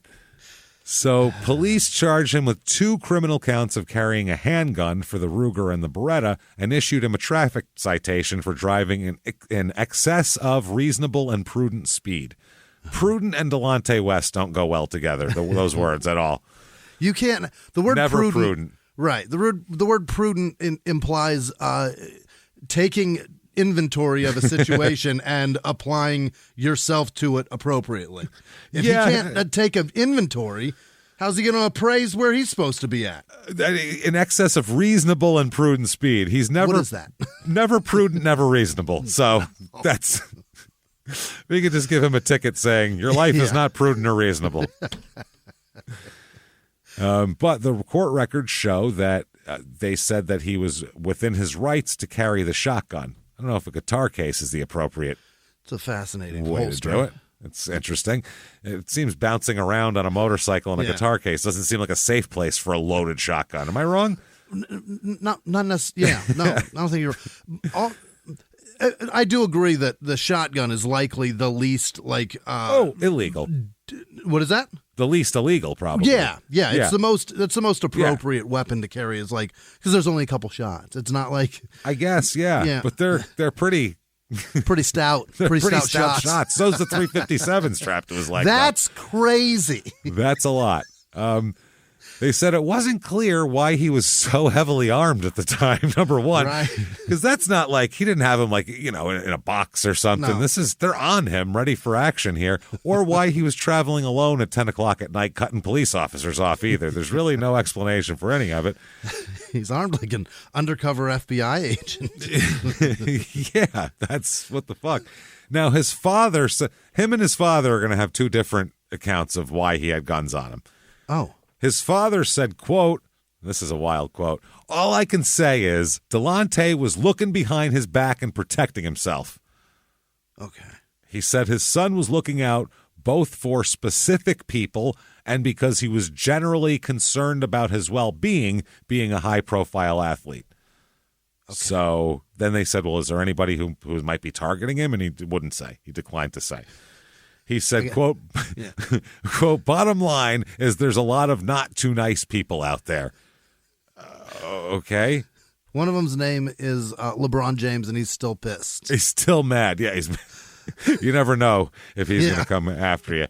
They said he was very cooperative with the police the entire time. That'll go away in, intervening years here. He'll be less He'll cooperative. grow frustrated. Yeah.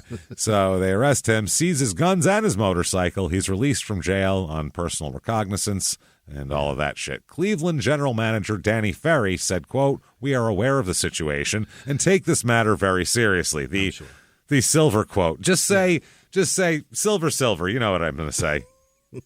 I'm aware. We're monitoring it. We're very concerned about it and blah, blah, blah. And if something else happens in the next 2 months, you'll never hear about it again from us. Have a good one. Bye. I'll bet the last interaction with the media and a sports figure, whatever they said, I'll bet it applies here too. Yes. He said, "We have been in communication with Delonte and his family. We're gathering more information and will not have further comment until the appropriate time," which is when you stop asking me about it, and then we'll just forget it ever happened. There's never a follow-up comment to this, by the way, ever. And if there is, we'll run that comment on page 37. No, you'll never hear about it. Yeah.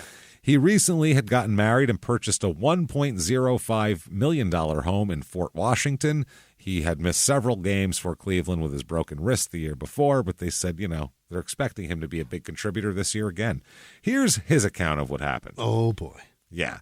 He said, first of all, he's an avid outdoorsman. Okay. Which is no reason to have a fucking 357 on your leg and a 9mm. I'm not a hunter. Yeah. But I've seen people in the woods and stuff. If you go into like Dick's into the hunting section, not a lot of handguns on leg holsters there for shooting deer. It's not usually the way that happens. Yeah.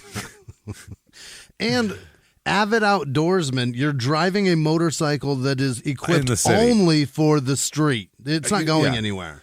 You're driving a motorcycle in the city on the highway with all these guns. And usually...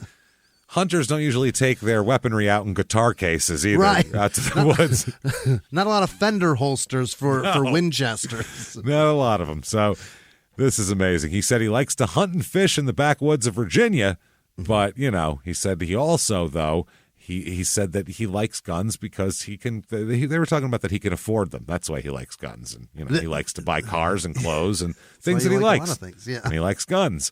So why not? He said that he returned to his home in Maryland, and after the season, and he had to try to find a good place to store his weapons. So he said, he said, I see them more as collector's items is what they are. Okay. Yeah, like a... They rarely lose value. That's a good point. Like a Mickey Mantle signed baseball. It's the same thing. He said, so he chose his recording studio, because of course he had a recording studio built into his home. Sure does, yeah. So it's in his fully furnished basement, recording studio. He said it's his sanctuary. No kids allowed down there. None of that shit. This is his area. So he said that would be the perfect spot to keep them. And he said it was totally fine. Everything was great until that night when he said he felt super tired. So he went to bed early. He took his nightly dose of Seroquel, which is a drug that treats bipolar disorder, and he gets into bed. So after he falls asleep, he said he's just woken up by shouting. He said it just his wife comes in shouting. Well, the way he put it, quote, "Ma Dukes came running upstairs into my room cursing me." I love it. I fucking love it. She's saying she wanted all these motherfuckers out of my house. I came to what's going on? I was already on my Seroquel trip. Okay. A few of my cats had found some stuff in the studio, and they were living the whole gangster life thing, guns in the air and this and that. He had his friends over, and his wife walked down in the basement and saw his friends playing with guns while he's asleep. Everything and everybody's got to go. Motherfuckers out of my house. Yeah. You mean the guns or the people? Both. Everybody. You too. Get on your motorcycle. He said, quote, and I said, "Oh my God, what the fuck are y'all doing in here? Y'all got to go. Mama ain't on that shit." Now, if Mama ain't on that shit, none of us are on that shit. You motherfuckers got to go. That's the way it works. Yeah. He said, "Kids are running around upstairs. It's time to go." So yeah, he was all, whatever. So he said he was all awake now from the commotion, obviously, from all the chaos going on. So he said, "You know what I'll do? I should just relocate these guns right now at night. I'll just move them to an empty house that I own that's pretty close by." On that Seroquel trip? On my Seroquel trip, yeah, which he doesn't get charged for anything like that. I guess there's no, it's not disabled. You know what I'm talking about. Yeah, so it's not something that you're impaired driving. It's not an impaired. Yeah, exactly. I guess not. I don't know. If they did, the cops missed that one. I guess, but maybe they were distracted by all the guns. So he said all of his other vehicles were blocked in by guests' cars. You know, even though he just told everyone to get the fuck out, their cars are still there apparently. And he said it was just going to be a short trip going back and forth, so he just haphazardly loaded up on his motorcycle there, on his Can-Am, and put the weapons in, quote, a Velcro-type bag. He said, not a Desperado hard case, gun shooting out of the side type of case. That's what he said, quote, unquote, and set off. He said, so I'm on the Beltway cruising. He said, soon I start realizing I'm dozing in and out. This isn't good. That's Seroquel, right? I guess. I'm heavily armed on a fucking kind of three-wheel. Let me... Dozy. Let me get a little sleepy sleeps. Yeah. He said, I opened my eyes and I went from this lane to that. I'm swerving, and by the time I wake up, I'm about 3 exits past my exit. Oh, my God. He was in a complete... He was basically out for 3 exits? At least, because he's 3 exits past it, and he didn't even know it was coming up. Oh, my God. He said, there's this truck flying beside me. He said, and I'm scared to death. Yeah. So I seen an officer coming up, and I try to flag him down. Why? Why are you flagging him down? Someone's passing me. You don't get it. I'm on the highway and fucked up. Hi. I'm trying to lead. He said I pulled up. I pull up next to him. He slows down, and I get up in front of him. I tell the officer I'm not functioning well, and I'm transporting weapons. Oh, my. The rest of the story is what it is. He pulled over a cop. Yeah. In his mind, but the cop said he just fucking cut him off and was like, what the fuck is this guy doing? Right. In Delonte's mind, he was communicating with the cop, telling him things, and the cop was like, here's some crazy fuck cut me off. Holy shit. Yeah, that's what I'm saying. He says, and if so, you walk up to someone who's driving erratically and basically tried to pull you over, and which we've only had one other time in Crime and Sports, I believe. Someone tried to pull the cop over, and go, I'm fucked up right now. You got to help me.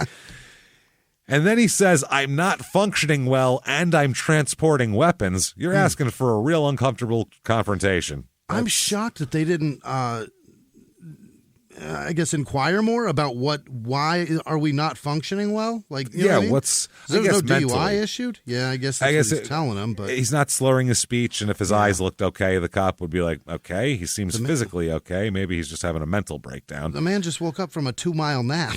That's the other thing. Yeah, he doesn't even know where he's got to be groggy. How long was your nap? About 6 exits? Oh, that's not okay. I woke up three exits past my exit. Didn't even know mine was coming up. Shit. He said the rest of the story is what it is. I'm not proud of it, but it looks way worse than it was. No, I think the way he described it was worse than the way the cops described it.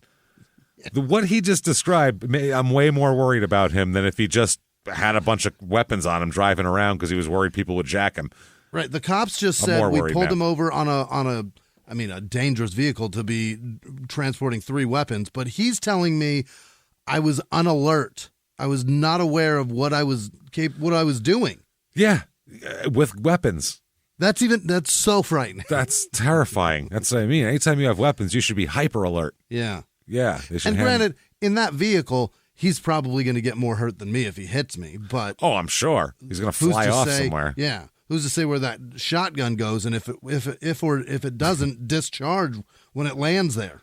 No shit. So, yeah, he said I was already 2 years with a contract with Cleveland, and he said then I got into the incident, and no teams wanted to even deal with me. I got written off as some crazy gun-toting terrorist or something of that sort. From there, it had nothing to do with what I did on the basketball court. Okay. Within a couple of weeks, his wife divorces him. So after that, she's had enough. Super not on that shit. She's mama ain't on that shit. He's got to really, it's on now. Yeah. So 2009, 2010 Cleveland, 61-21. They beat the Bulls in the first round of the playoffs and lose in 6 to the Celtics there. Celtics are their kryptonite, absolutely. So this is, again, this year, by the way, did you know that Shaq was, do you remember Shaq being on the Cavs? On the Celtics. Wait, on the Cavs? On the Cavs. I completely forgot Shut that up. Shaquille O'Neal wore a Cleveland Cavaliers jersey for an entire fucking season. Yes. That can't be true. I swear to God, the 2010 season, Shaquille O'Neal played for the Cleveland Cavaliers. Yes. That's shocking. That's when LeBron was trying to add those, well, let's get somebody else. Let's add a piece and we'll make it. Sebastian Telfair, another alumnus there. So doesn't quite work out, though. But Delonte, let's see what he did. 8.8 points a game. Jesus, he's a shooting guard now, by the way, not a point guard anymore. 8.8 points, 3.3 assists, not great here, and 0.9 steals. I think that hurt him. I think that incident messed him up a little bit here. It feels like it. Now, in 2014, there's a Slate.com article here in 2014 talking about this. And it says, quote, when West erupted in anger at a reporter early in the 2009-2010 season, they said that Windhorst, one of the reporters, and others left it out of their stories, partly, he says, out of sensitivity for what West was dealing with. Though a course of staying mum also coincided with the team's interest in keeping negative incidents out of the papers. They said Scott Robb, the author of the anti-LeBron James manifesto, The Whore of Akron. What? Jesus Christ. Have you ever been to Cleveland, people? If you haven't, you'd go, gee, if I had $100 million, would I live here? Fuck no. Would be everybody's answer to that. No, I would go somewhere better. Now, the way he did it was douchey. I'm taking my talents to South Beach was douchey, but still, this is... You should fucking know he's understand going it. You goddamn right he is. The windows That's in your ridiculous. nice hotels are just curtains. There's no window. Yeah. I've been there. The governor of Ohio probably doesn't live in Ohio because he can't. You know? It's like, this place is terrible. I'm sorry. We actually didn't we do a show under his office? Was that the governor or the mayor? I think it was the governor. That was a state of Columbus. Columbus. It was in Columbus. Yeah, it's a state building. It's in Columbus. I think that's what it was. That's where they're at. Yeah, there's the theater down below. Not in Cleveland. Not Cleveland. So this guy, quote, was later critical of those reporters who chose not to speak up about West's locker room blow-up. Writing in Deadspin, Robb flatly declared that West had been, quote, off his meds. Which is really you can't just say that. It's a flippant thing to say. That's kind of bullshit. Yeah. Dismissive. You got to explain that. That's kind of ridiculous here. They said, though, in this article, I'm just reading from Slate.com here, Robb, though, is a model of sensitivity compared to Peter Vesey, who asked his New York Post readers to, quote, consider the fact that West has depression problems and suffers from mental illness. Well, that's actually fine. That's just stating facts. Right. Quote, Vesey continued idiotically, what prevents him from concealing weapons in his Cavaliers workout bag and sneaking them into the arena or practice complex, and on a particularly moody Blues day, blasting everybody in sight? Okay, you definitely took... That's a little... Wow. Talk about, having an inch and taking fucking 20 miles. That was ridiculous. He's got depression, so what's to stop him from coming in with his guns and taking out the entire Cleveland Cavaliers team? Shooting everybody in sight, yeah. What a wild jump conclusion. You all right, sir? Dude, that's who does he write for? The New York Post. That's why. Yeah, the New York Post is fucking homeless trash. people's toilet paper. Yeah. It's trash. It's definitely coming from a point of view. Let's just put it that way. It's what Wall Street people use to keep the rain off their head, and then they throw it in the trash as they enter a building so they don't have to carry an umbrella. And it's where construction workers get their news. So, right. Yeah, that explains a lot. Yeah, exactly. Because, see, I knew it. It's just stuff to make people angry. Yeah. He said, quote, this is Delonte West, what he says about it, quote, being a little older now and looking back, you see things would have been a little different if I just told them what was really bothering me. I don't think that I'm bipolar. That medicine you're giving me, I don't need that. This is what's bothering me. This is why I'm upset. This is why I cry at nighttime. But I didn't know how to say that. Okay. I mean, I don't know if he's misdiagnosed. That happens, but you're not often the best person to diagnose yourself. That's the problem. That's why doctors generally go to other doctors, because they're not right. Self-diagnosis is the. I wonder if he's seeing a psychiatrist at this time. Well, yeah, he said he's just mad that he didn't assert himself more and tell the doctor what was wrong with him rather than have the doctor tell him. Okay. So this article continues. Speaking with West on the phone last fall, I mentioned that an increasing number of teams were bringing in psychologists and psychiatrists to work with players. I guess everybody crazy now, huh? He quipped. Maybe I'm not the only one then. Maybe there's something to that. I think everybody there's so much pressure inherent in that it would help to talk to somebody once in a while. In professional sports, I can't imagine. The pressure's sick, yeah. I got enough and I've never played a fucking down. No, that's what I feel like. I feel like tons of every week is like, Jesus Christ, I feel so much pressure to not suck. So, yeah, it's got to be way worse if they're going to have. When we're done, there's not hour-long shows dedicated to analyzing what we just did and breaking it down for fucking 3 hours, and then Skip Bayless arguing with a black guy about it. Like, that doesn't happen. We're not competing for a ring at the end of this. No. So, God, I hate Skip Bayless still. I love that, by the way, they can't find. They're like trying to find someone. They're like, is there any black guy who'll argue with this asshole? Anybody. But, like, that won't just, like, reach over and crack him in the fucking nose, because I'm sure there's been 8 of them like, I'll whoop his ass when he's being a fucking asshole. No, that show won't work. up contractually every day without fail, no matter what he says. Yes. No, that person doesn't exist. I want the matchup I want Skip Bayless and Charles Barkley, because I feel like that would be, 2 episodes before Barkley be beating the living shit out of him in the studio and the show would be over, and I would be very satisfied with the outcome, and I go, that's better, okay. Back to TNT with you, Poor Chuck. Chuck's arrested. Yeah. He'd be, Skip, you got about 2 seconds before I come over there and punch you in your fucking mouth, and Skip would say something else. Oh, yeah, Chuck, well, and then the next thing you know, 400 pounds of Barkley would be all over him. I would love that. Well, you're not going to appreciate this at all, Skip.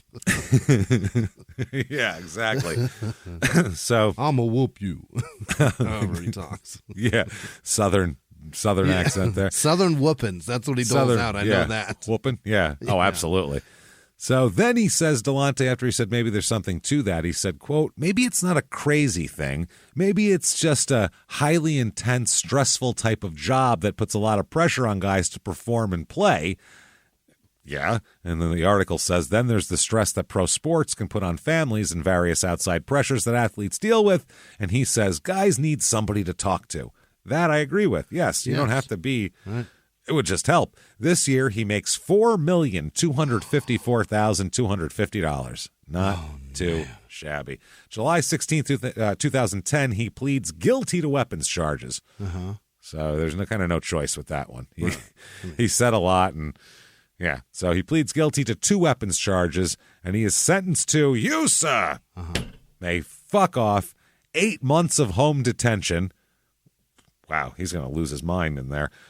2 months of probation and 40 hours of community service. Okay. Part of a plea bargain, and it will allow him to play the NBA season. Okay, there you go. Yeah. That's the question So I had. he was originally charged with 6 weapons offenses and 2 traffic violations. He pleaded guilty to carrying a dangerous weapon, which was also the 8-inch Bowie knife he had on him. That was the other. He had a Rambo knife on him also, just in case. Giant fucking knife, too. Well, you never know. Once you run out of ammo, you're going to have to start stabbing at that point. So, yeah. Sometimes serial murders only have that Bowie knife. They don't have anything think about else. it. He's only got a couple of shots in the shotgun. You figure what? 6 in the fucking in the 357, and it might have 8. We don't know. Yeah, maybe and then Beretta's 16, got 13 minimum. 13. It's a Beretta. Yeah, you're right. So he's going to run out of shots eventually. You gotta have that giant knife. Gotta have that knife. You never know. So, and illegally transporting a handgun. His attorney said that he was taking the weapons from his mother's home to his house, which is not what he said at all to anybody else. And he was stopped by an officer, which was just a couple miles from either home. It was in between. So there you go. He had also, by the way, 100 shotgun rounds on him. Oh, 100. That thing wasn't running out for a while. 100 in the whole guitar case. Just a shotgun, and it would just be poured out. It would all. He used shotgun shells like packing peanuts. Like packing peanuts. Yeah, I was like, those things. I was making those things. He's shipping it like Amazon. Wow. He said that he felt remorse. He told the court, he said, I want you to know how apologetic I am to you and all the other professionals in here who do the right thing. What the fuck? That's not what you say to the judge. He says that he often speaks to Washington area youth who've been in trouble. He says, I'm able to share my experiences with them. I'm able to relate to them. If I never dribble a basketball again, I think I found my calling. They were like, you're getting like probation. What are you talking about? You're fine. You didn't kill someone. Take this bracelet with you on your way out. Yeah. That's all we care about. OJ wasn't this fucking, remorseful. This is crazy. So they typically ask for a year in jail for defendants convicted of this. The judge is usually sentenced to people with no prior convictions to probation or home detention. So they said this is about normal. He's also ordered to undergo counseling and alcohol screening, and he will be on unsupervised probation for 2 years. So Don't get arrested stupid is what that is. Right. July 26, 2010, traded to Minnesota. Oh. Yes, with Sebastian Telfair for Ryan Hollins and Ramon Sessions and a draft pick. Okay. About a week later, he's waived by the Timberwolves. No. So they don't want him. September 1st, 2010, signed by Boston, though, again. Okay. Yeah. Going back to Boston here. Coach of Boston now, by the way. D. Brown? Doc Rivers.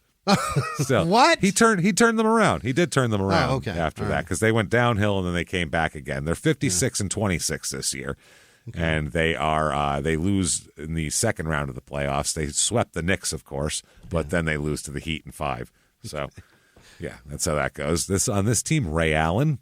Yeah. There you go. Kevin Garnett. Yep. All these guys. Shaq, by the way. Yeah, I knew. Wow. After Shaq. Cleveland. Yep. After Cleveland. Shaq and Jermaine O'Neal there. Both the O'Neals are there, which is interesting. Yeah. Rajon Rondo, Nate Robinson with his little Duncan ass over here, Paul Pierce, Kendrick Perkins still. So it's a good team. That's a real good. That's why they went to the Jesus. They got beat by Miami, who had LeBron. Yeah. They had a whole thing going on down there. So West was suspended the first 10 games of the season following the guilty plea. The league suspended him. He only averages 5.6 points a game this year, 2.7 assists. So he's not really doing much. He's got to be backing up Rondo, right? Yeah, definitely. Yeah. He makes $1,069,509, which is still okay. Yeah. Now, there's a lockout after the season here, right? This is the lockout year. It has to be. After the thing, because there's the Delonte West lockout timeline is what we have here. Okay. July 22nd, 2011. All right. Here we go. He's real bored. He's got shit to do here. So he leaks some of his unreleased mixtape titled Lockout. And the songs are, he just puts out this song. Awful. He puts out these songs and he's obviously. Here's a lyrical sample. Make your ass freeze Sub-Zeros. There you go. That's one of the lyrics of here. I guess that's like a Mortal Kombat reference. Or fridges that rich people have. Either one.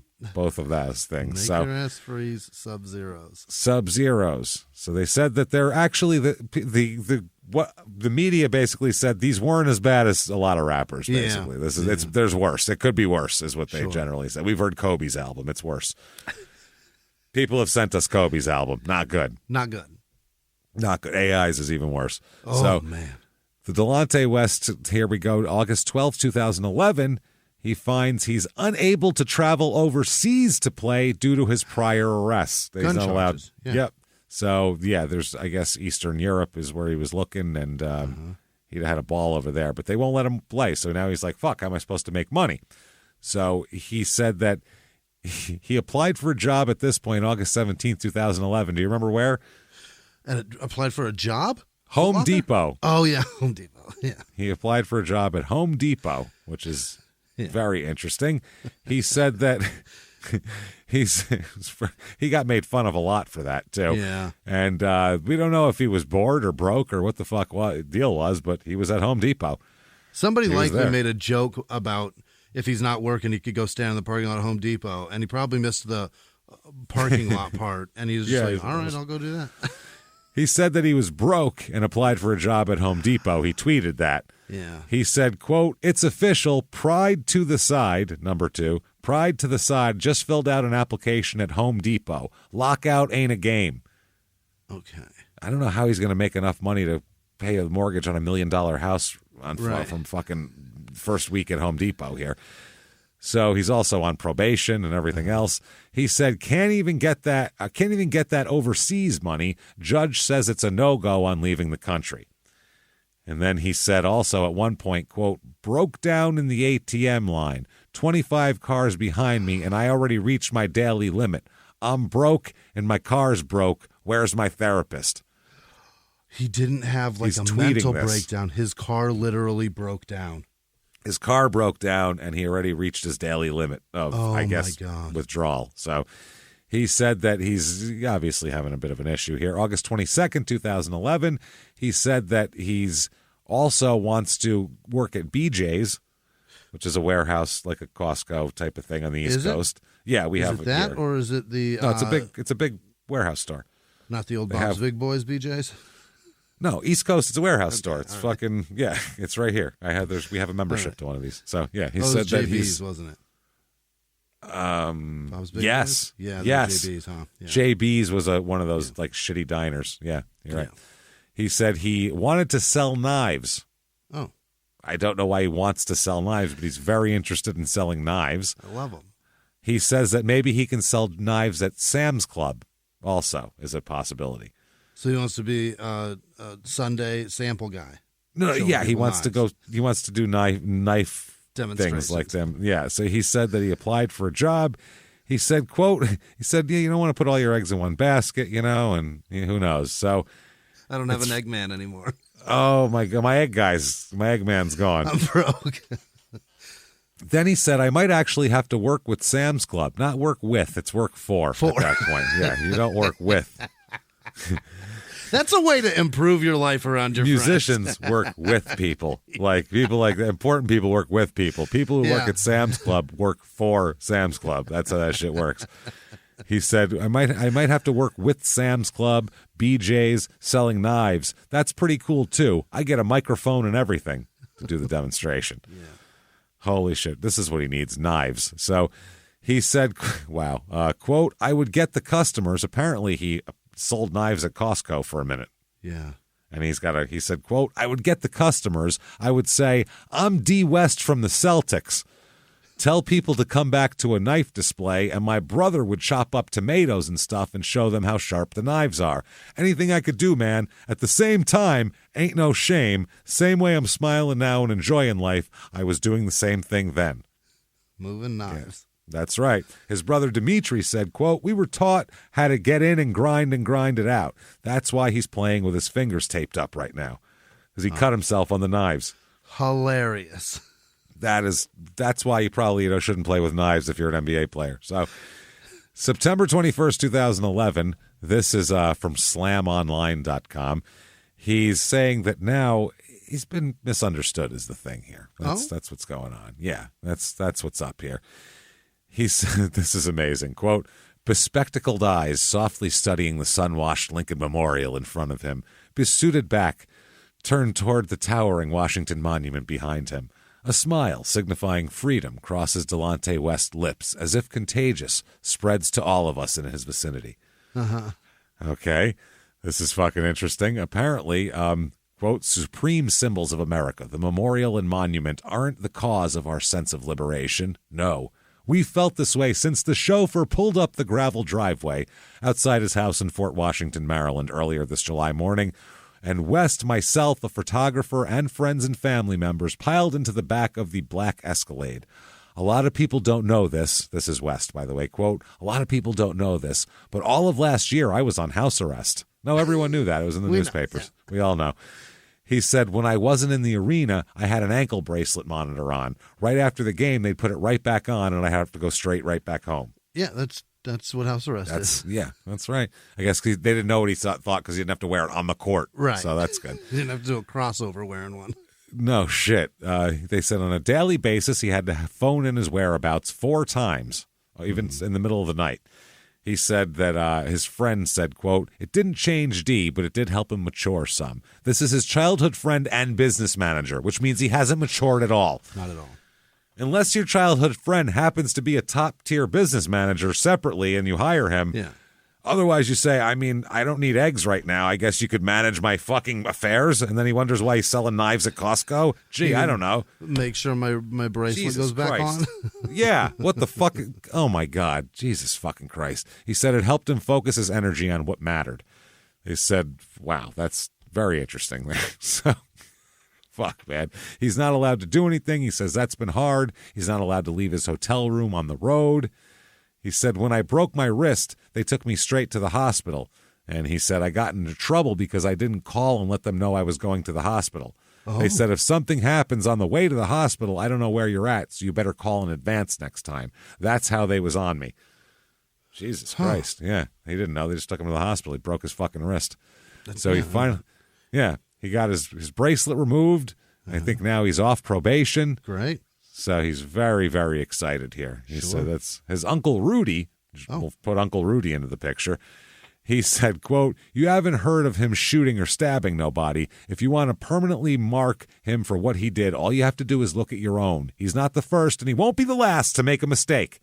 Glass houses, motherfuckers. That's right. So they said, this is, he said, quote, this is what Delonte, after we win a game, I hit the winner. Or after we win a game and I hit the winner and everyone is screaming my name, I should feel good, but I might be down in the slums. I might have to go to the bathroom and say to myself, D, snap out of it. Come on, baby, smile. Life's good.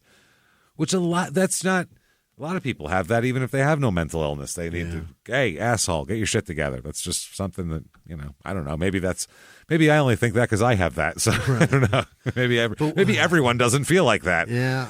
I never thought of it that way. Hitting the game winner and then go crying yourself. That's crazy. Hey, everybody, you do something really good and exciting and not feel great afterwards because you don't feel like it was as good as it could have been, because that's how I feel every day. I feel like that's how it was. I don't know if I guess hitting if you're as an athlete and when you play, like that's what you play for, the win. And when you're responsible for the win, that's got to feel great, and it's not great. That's it's so difficult. That has to be tough to deal with. I'm not sure. So they said that his coach handled him very well. He said a lot of the fans would mess with him, though. He said, quote, they put it all in one sentence. Delonte's riding a motorcycle. He's bipolar, and that's why he missed that shot, period. Because he's riding a motorcycle and he's bipolar, so he can't shoot now. Okay. Yeah, that's not good. This article says that's the months. That's a good one. Delonte's riding a motorcycle and he's bipolar, and that's why he missed the shot, period.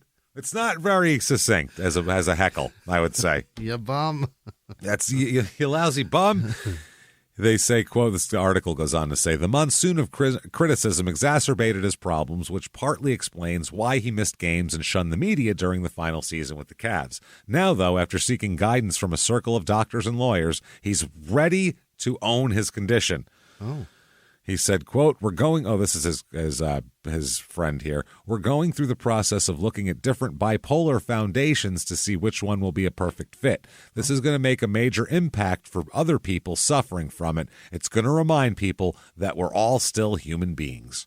Mm-hmm. So, they said that this isn't going to help his career probably, but he thinks that maybe this will help other people, and that's what's important. He says, quote, parents come to me and say, thank you. My son's bipolar and nobody understands him, and it just means so much for you to speak on it. I hear that from so many people, or from so much people, it's unreal. Not many. So much people. So much people. So they talk about it. He says, quote, somebody asks him, he goes to a thing here. Okay, drops him off at a day camp that he's doing. Okay. And they say that they introduce him, and a boy asks him, do you know any other basketball players? This is a small, little, like a 5-year-old. Yeah. And he says, I know too many basketball players. And then he walks over, and he says that, do you play? And the kid says, yeah. And he says, well, now I know another basketball player. Oh. So it makes the kid feel good. He said that he shook the kid's hand, and he said, see this hand here? That hand has shook with Michael Jordan, LeBron James, Kobe Bryant, Kevin Garnett, and now it's shaking yours too. That's a cool thing to say to a little kid. A little kid would think that was cool. Yeah. They said Delonte would do anything for a random child. That's what Uncle Rudy says. Delonte would be the last one to the bus if he has autographs to sign. He'll wait till the very last kid is content. Mm-hmm. Yeah. He said at the end of the day, this is his younger sister, at the end of the day, Delonte would take his life for you. Well, that seems a bit much there. Jesus. By the way, he paid for full tuition for his sister to graduate from college. She went to college all on him, so that was nice of him to do. Mm-hmm. He seems like a very nice guy. He's not a mean-spirited person. No, he's not he's abusive. His own worst enemy. By far, yeah. He is never prudent, never reasonable, was what we said before, right? That's what it is. So as the sun, this is from the article, as the sun begins to set, Delonte tells everyone to follow him to his backyard, then down a short path that leads to a bank of the Potomac River. As we sit there, studying the water, studying his life, West says he can see the tides turning. He doesn't really care if anyone else sees them, though. He doesn't care. He sees it. He said, quote, "Print this. I ain't looking for no nipple to cry on." I don't think that's how it works. Shoulder. That is shoulder. Nipple to suck on, shoulder to cry on is what you're talking about. Higher. He mixed that. I ain't looking for no shoulder to suck on. Lucky he didn't say that. Nipple to cry on. Less weird than shoulder to suck on. His nipple to Yes. Wow. Then he says this, quote, "I'm just saying what it is. Hopefully one day people won't look at me as the boogeyman." Which I don't think he looked at him as a boogeyman. I don't think anybody ever thought that. No, did they? I don't think so. No. I just thought he was like, oh, this guy's got problems, is what I always thought.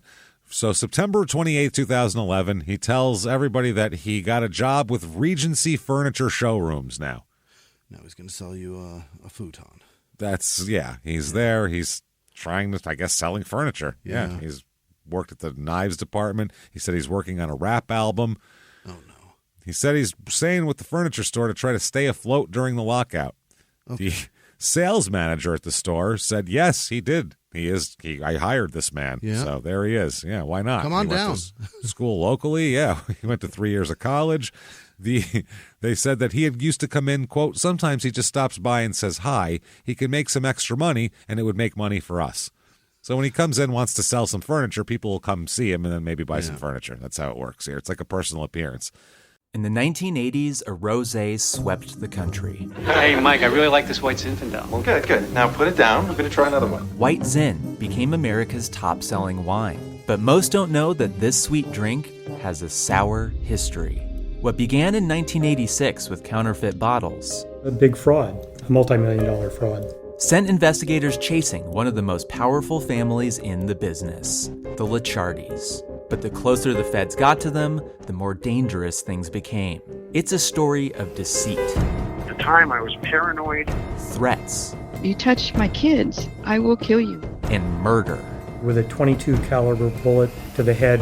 What started with a scheme to mislabel wine spilled into a blood-soaked battle for succession. Welcome to Bloodvines. You can binge listen to Bloodvines exclusively and ad-free on Wondery Plus. Join Wondery Plus in the Wondery app, Apple Podcasts, or Spotify. So they said selling furniture might be good, because at first they thought he was in the warehouse, I guess. And I guess he's selling furniture. I don't know. He tweeted a picture of himself wearing the Regency shirt and, quote, getting to know his new coworkers in the warehouse. He said, having fun with my new job. Called it a cool place to be. Mm-hmm. He said, I don't know what to do. So that's what else do you do? Now, October 24, 2011, he buys a O.J. Simpson white Ford Bronco. Not the new ones that are out at an O.J. Bronco. The Bronco or like just a $4,000 Bronco? Just an O.J. Bronco replica. Yeah, that's it here. So a $4,000 to $6,000 94 Bronco. Yeah, that's what he said. He said he needed a car to beat around in, and he said that he purchased a, quote, O.J. Simpson style 94 white Bronco. Hilarious. Which is interesting. And then it broke down, and he was spotted in the streets pushing it to a gas station. God damn Which is wonderful. Yeah, that's great. That's a terrible picture to have of a man that made $12 million. Yeah, and he said he's not going to keep it white. He's looking for new suggestions for a paint color for it, too. The white makes it's too OJ. It's too OJ. So back to the lockout timeline here. He says, this is from his Twitter feed, which was at CharlieReds13 is his handle there for a while. He's November 3rd, quote, It's only a few CDs. Make rotation in the LAC. Rhythm and Gangsta is definitely one of them. One of them, exactly. November 10th. I don't know what he's talking about. A lot of these things are very coded. Delonte. November 10th. It's in Delonte's, so it's difficult. November 10th. Cinnamon Toast Crunch, Casino Royale, toes curled all the way in the couch. So he's sitting around watching James Bond eating Cinnamon Toast Crunch is what he's saying. I believe. November 13th. Can't spell 13 OSS without 13. No lie, I sat down with guys from Nike, told them they should endorse Nike condom and have a high-profile athlete endorse it. Yeah. Yeah. Can't wait to get back. Just do it and wear this. Can't wait to get back to Boston. I hope. Please. Swear I won't mess up again. Okay. I beg of you, give me a job. November 14th. And the new D West shoe. It would only be $29.99 plus shipping and handling. Shipping is what it's with one P and no G. Shipping and handling. And you can get a Snuggie joint, fatigue color. Snuggie comes with it. So for $30, you get shoes and a Snuggie, and a camouflage Snuggie. Yeah, Snuggie joint. Snuggie joint. I don't know what's up with that. Sounds like a homeless man uniform. Yeah, it really does. And Delonte West shoes. So November 27th, he says 66 games. I got to be ready for battle with whoever. I am gladiator with 12 exclamation points. Wow. And then he says, my stamina gone be on, and that is 1, 2, 3, 4, 5, 6, 7, 8, 9, 10, 11, 12, 13 zeros. So I don't know what that is. It's more than trillions. I don't know. That's a lot of Trillion money. Is 9 zeros, so I don't know what he's the not fuck on we 100. Quadrillion? Yeah. I think it's quadrillion. I think we're into there, the quadrillions. So that's a lot. He's a gladiator. That's where his stamina is going to be? His stamina is 1 quadrillion. 10 quadrillion, I think, actually, because it's 13. So I could be very wrong. I know shit about math. We're both idiots when it comes to that. November 13th, 2011, signed by Dallas. He signs a 1-year veteran minimum contract, and he's ready to go. He said that he... What is that, $300,000? He arrived with no, it's like $1 million. He arrived with no money to rent an apartment. Yeah. They said, quote, when he went to Dallas, it's not like he wanted to lose his home, but we took what he had. We took what he had. Okay, I guess somebody... Yeah, whatever he had, we gave him an apartment for it. Yeah, they said that he had lawyers' fees from his arrest and his divorce that were depleted all the money he had. He had bought homes for himself, for his mother and his father. He put his sister through college and bought her a car. He did all this type of shit. Quote, he had a camouflage Snuggie and some shoes. He wants to give you all that for $30. So, his brother said he'll borrow $1 just to give you $1. Mm-hmm. That's not good. He said that he had trouble finding an apartment he can afford, and he was spending some nights in his truck parked in the arena's garage, unbeknownst to the team, in his obviously. 94 Bronco? In his 94 Bronco. So 11-12, 2011-2012, they're 36-30 in the lockout shortened season, and they get swept by the Oklahoma City Thunder, the Mavericks do here, in 4 games. So not great there. This is, by the way, they were going to the White House for a visit after one of their games because that's the team that won from the last year is going because there was a lockout. This is Dirk's. Yeah, Dirk's big year. Yep. But he can't go, Delonte, even though he wasn't even on the team. Right. But he said, quote, I'm banned from going to the White House, so I'm not going to make it, he said. But I'm going home to D.C. I'm just not allowed to go to the White House. That's what happens when you make bad decisions in your life. You can't go to the White House. I live in D.C. It's going to be ashamed the president isn't ashamed, by the way, he said. It's going to be ashamed the president isn't going to get a chance to meet me. I'm the president of my house. You're the president too? Me too. The president. Wow, I'm the president. Smaller country, but it's only my house. January 2012, he says that one night, he said he Googled himself on his phone after a good game. Oh, don't do that. And got pissed off when he found a story that brought up his arrest. So he wrote a series of angry tweets saying that he was sleeping in his car because he'd been treated shabbily by the media. Huh? That what? What was that? Hold on. Let's get a rewind there. You missed a lot, Delonte. You made like millions of dollars that you spent on things. This and then, Deadspin article robbed my bank account. That is wild. Wow, that's crazy. And that he'd gone from starting on a team that won more than 60 games to being a desperado, making the league minimum, and now people wouldn't rent him a place to live because of, quote, shit they read on the internet. He said, since that incident, went from starting on a 60-plus team, supposed to make 5 to 8 mil a year, to desperado motherfucker, now making L minimum, league minimum. Then he says, appreciate it, probably can cancel that last application now.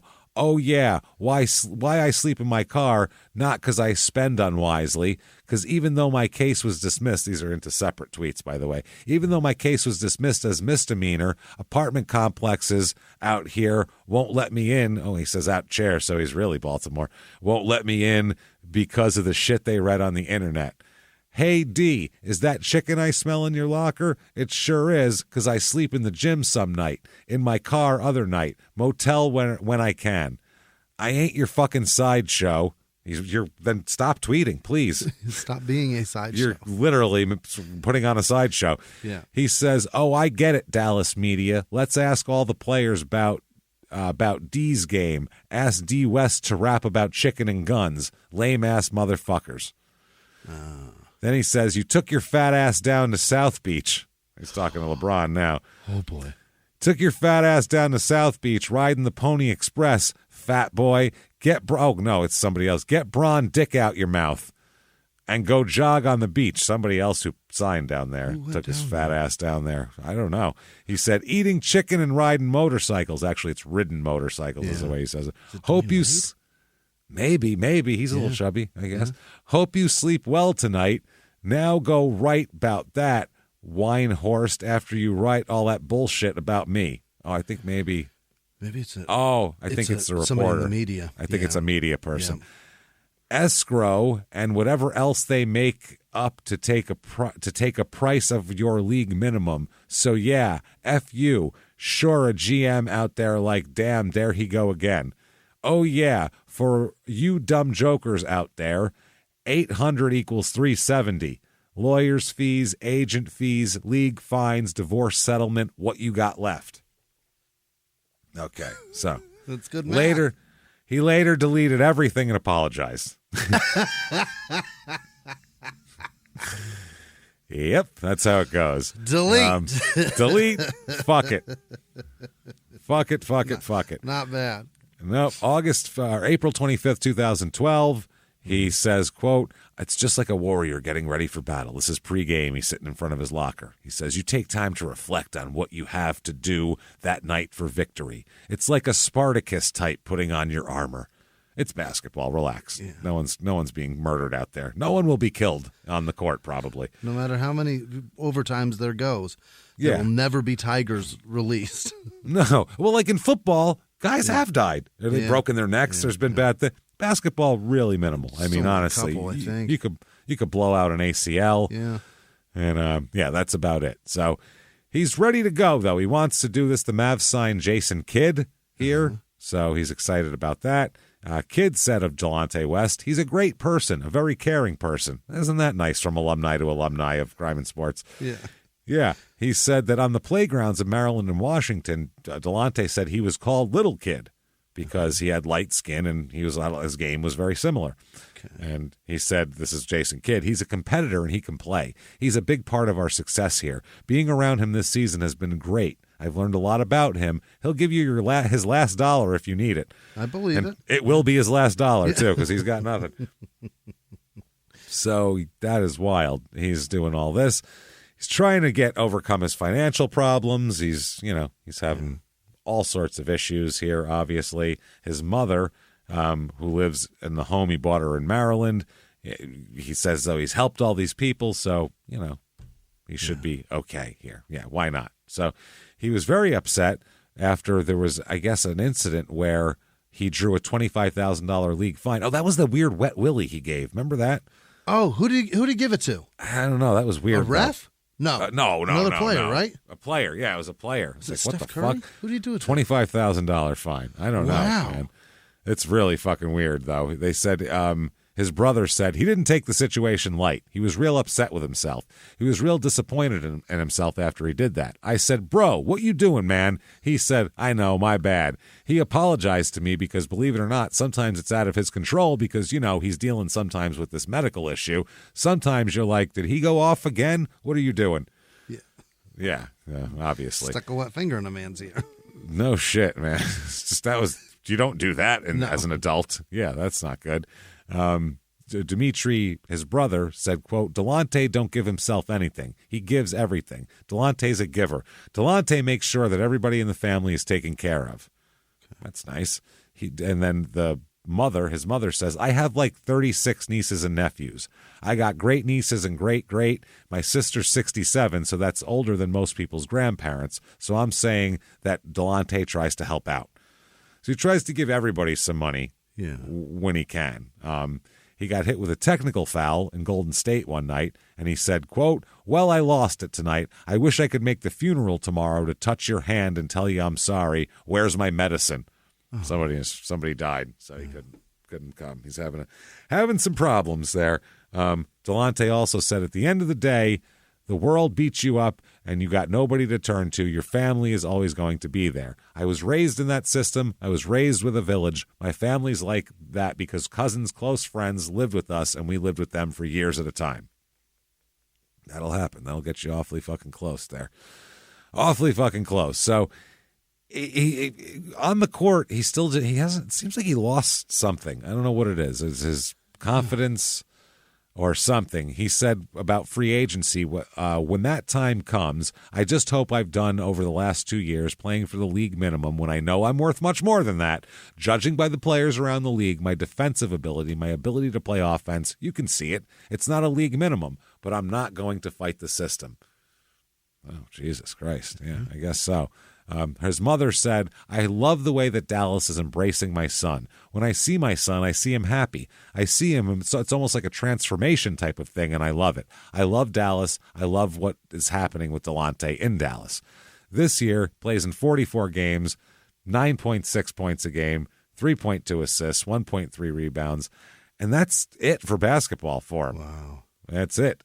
Career 9.1 a game scorer here. Yep. He makes $1,146,000 that year. That's great. Yeah. They suspend him in October for starting an outburst. That's interesting. I don't know. Let's see. We'll find out. Well, we know what it means, but I don't know what they're talking about is what I'm saying. Okay, I know what they're referring to, but I don't know what the fuck they're talking about starting an outburst. The first suspension happened about tweets and everything like that. Okay. He's suspended again this time. He tweeted, quote, just don't kick me on the way out the door. I didn't do anything to deserve that. Then he said, I'm sitting here across from the arena with tears in my eyes.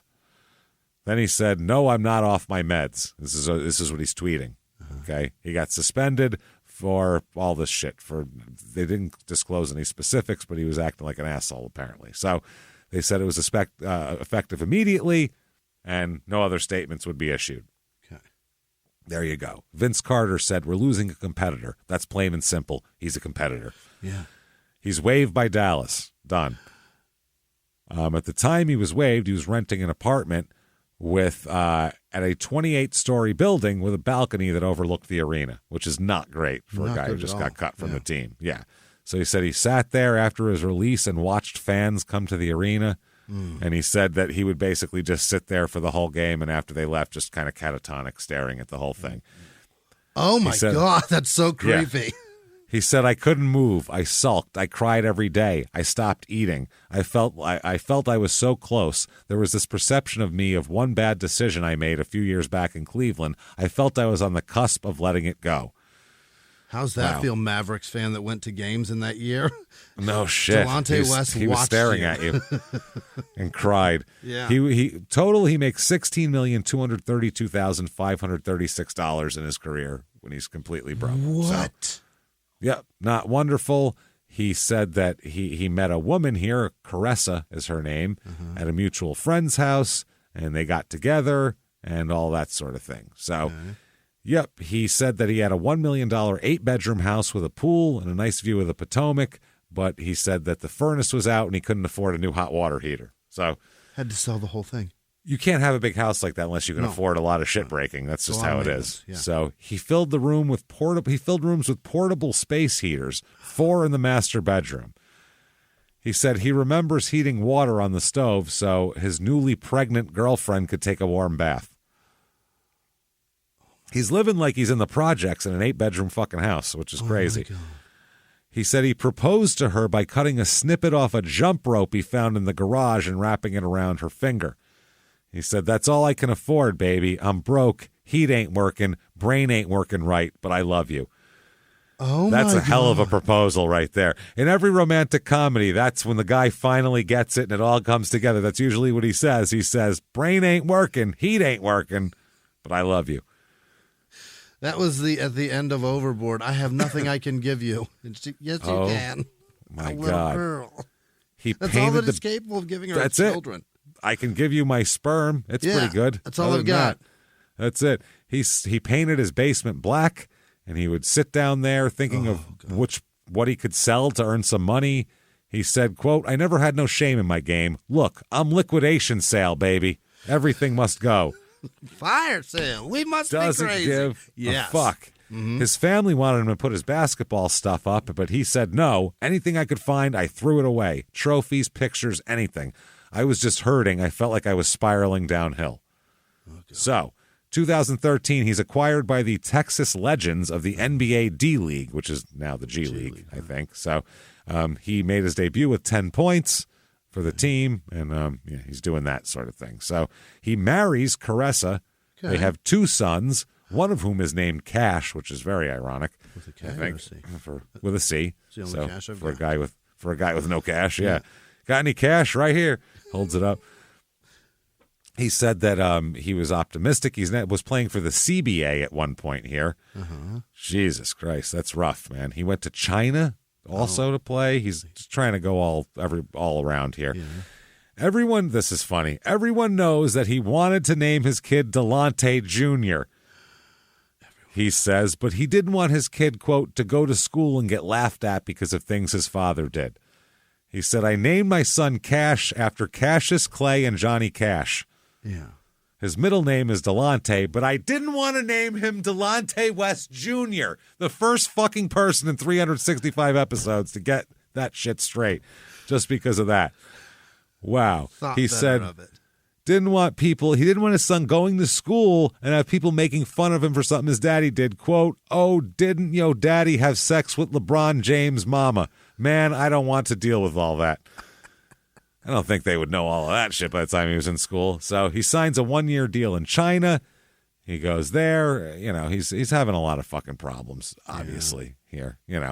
He's got to get rid of this house. He's got his house, by the way, has "The World Is Yours" written all over shit like Scarface. Really? Or fucking the Nas song, either one. But Scarface, that's why the song is like that. Yeah, so interesting there, interesting. July 2000, he was also talking about doing construction work as well because his family business is construction. He wanted to fix his house up. I don't know what the fuck he's doing. July 2014, joins the Clippers for the 2014 NBA Summer League. Okay. Then signs a 1-year deal with the Shanghai Sharks to return to China. Yeah, he was released by the team after just 4 games, despite having a 29-point debut in the first game of the season. Mm-hmm.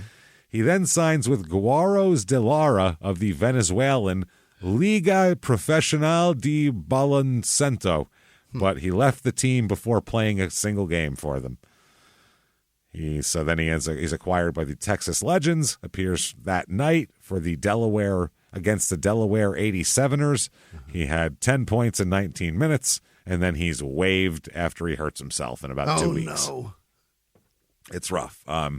It's rough. So there's an article in the Washington Post on him in 2015. He said, "I took 1 step back to take 100 steps forward in life. That's what I needed. I needed time to get over everything. It wasn't everyone else holding on to what happened in Cleveland. It might have just been me. I needed to let that go. I needed to grow up." Okay. That's right. So, It's wild. One of his friends said he's NBA. That's where he belongs. Unfortunately, misconceptions and out of sight, out of mind has relegated him to our level, talking about the other leagues. Yeah. He hasn't been able to show people that this isn't where he belongs. Yeah. He says, this is fucking funny. They still want to talk about LeBron James's mom. They still want to talk about the motorcycles and the suitcase with the guns. This is his friend, by the way. They still want to talk about the mental side of things. How many personalities does he have? None of that really exists right now. For an NBA GM, maybe it has to do with he has to consider the public backlash. For Delonte, it certainly doesn't. It said this, it's all, and Delonte said, quote, this is him talking, I think. Yeah, he says, quote, I'm bipolar, just like the rest of us in the world. So bipolar is defined as something sad happens, you're sad. Something happy happens, you're happy. I think pretty much everyone in the world is like that. Now, there's different levels. How long do you stay sad? How does it affect your behavior? He should say, are you up for 4 fucking days at a time doing things and feeling on top of the world like you could do this forever and then crash for a week? That's another one that you didn't put in there. So he said, how do you handle these emotions? Do you sit on a fucking balcony watching fans stream in for hours at a time in a catatonic state? Do you do that? While crying. Wow. The Mark Cuban connected West with a financial advisor who helped him stabilize his finances and limit his spending. So he helped him out with that anyway. He said he's also off Twitter, and he's surrounded by either basketball or his wife and his kids. That's it. Okay. That's all. And he's just got to do this shit. So July 3rd, 2015, he says LeBron James saved his life and that he's pulling for Cleveland and the Cavaliers. Mm-hmm. He said LeBron James on 2 occasions helped redirect his route from going down a disastrous path. He said, I was dealing with so much guilt after the weapons thing. He said, I wasn't processing things right. I was under the impression that I was going to do 9 years minimum. Everything I ever dreamed of, the sweat and the tears of what I worked for, would all be wiped away. He said that he had to get away, and he asked the coach for consent to spend a few days to clear his mind at home. So the guy let him get away, let him go away there, and he said LeBron James asked him if he could talk to him for a minute, and he said he sat with me in the locker room for like an hour and was wrapping it up with me by giving me words of encouragement. Keep in mind, practice was still going on. He left practice and sat with me for a while, just keeping me company. We later walked down the stairs and said, D, I don't know where you're going or what you're about to do, but I'll be right here when you get back. Mm-hmm. And so will my mom. No, he didn't say that. you won't be if you found out where I'm going. No shit. He said he had a problem also. At one point, he said he lost it at the airport. He said the bus pulled up to escort us to the plane, and I just broke down crying. I felt like my career was over. I was fucked up. I was concerned that my nieces and nephews wouldn't look at me the same anymore. I let the team go ahead of me. I wasn't getting on. So he's had some issues. He said LeBron ended up looking for him. And, so LeBron, he said, man, LeBron and Randy just fellowshipped with me. And then the next thing I knew, here comes teammate Lorenzen Wright. Oh, no, that poor bastard, poor guy. Rest in peace, he adds that. He came out there and grabbed me, picked me up, bear hugged me. He hugged me for like 5 minutes. He literally had me up, and they walked me up onto the plane. Lorenzen read me Bible scriptures the whole plane ride. I am terrified of flying. I would be praying to plummet to the earth if someone started reading me fucking Bible scripture the whole time. Is there a mountain we can fucking fly into at 700 miles an hour, please? Holy shit. That team was finally was a family, and LeBron was a big reason why. So there's talking about all the Cleveland stuff. February 2016 is when he's wandering around Houston. Yeah. Wandering around wearing a hospital gown and no shoes. Yes, he was. He didn't dress like that this morning. That's from a hospital, right? That's from a hospital. Yeah, he, I guess, was in a Jack in the Box parking lot when a fan had approached him earlier in the week, and according to the fan who uploaded the video, the photos, which is a picture of him with a Jack in the Box cup. There, he said it was really weird. The fan asked, "Are you Delonte West?" And he said, "I used to be, but I'm not about that life anymore." Not on that shit anymore. I ain't on that shit. He's got a Harley vest, a leather Harley Davidson vest, a short sleeve dress shirt open, and a long sleeve flannel shirt under it. It's a weird outfit. He says that he was helping a homeless man, not panhandling. Okay. which it looks like he's panhandling. He says that, it's not at all. He's fine. He's not panhandling. He's all good. No worries. He said no panhandling. Quote, I was helping a homeless man in my neighborhood that's paralyzed from the neck down. I parked my car and got out to help because it was 90-degree weather and I was feeling blessed at the moment just for having legs. So you got to feel bad for fucking this guy, man. I mean, I feel bad for him. I feel bad for LeBron's mom. If this all didn't happen, if it's not true, that's terrible. I mean, you feel bad for all these people. Yeah, but I feel bad for all these people, Jimmy, but not nearly as bad as I feel for Delonte West.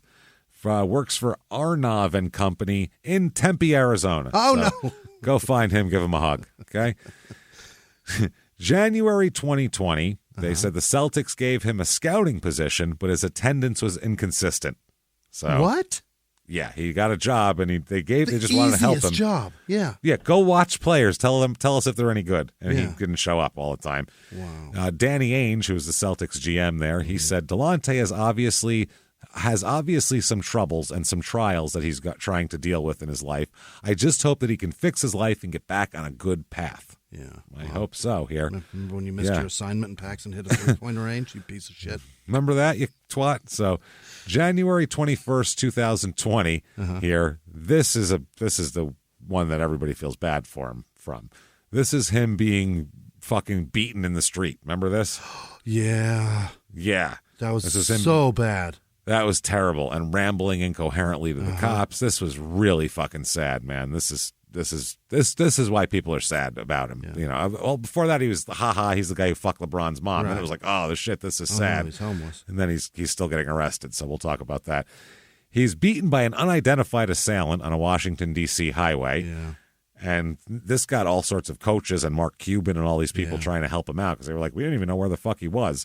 He was seen being pummeled on a traffic-lined highway by a man wearing a leather jacket before he starts talking to shit. He's not fighting back at all for some reason. He appears incapacitated. He definitely looks fucked up, I would say. Yeah. He's basically getting stomped on while he's totally motionless. He's just laying there helpless. It's very fucking sad. It's hard to watch. It really is. I hate that shit. I hate watching people do that shit. So the Prince George's County Police arrived on the scene, and which is why West is seen handcuffed in one of the videos. Right. According to the police, a female witness claimed that the fight began when one man hit another man with a bottle. The other man allegedly responded by hitting the first man, who was West. I think West started the thing. So both men refused medical assistance and declined to press charges.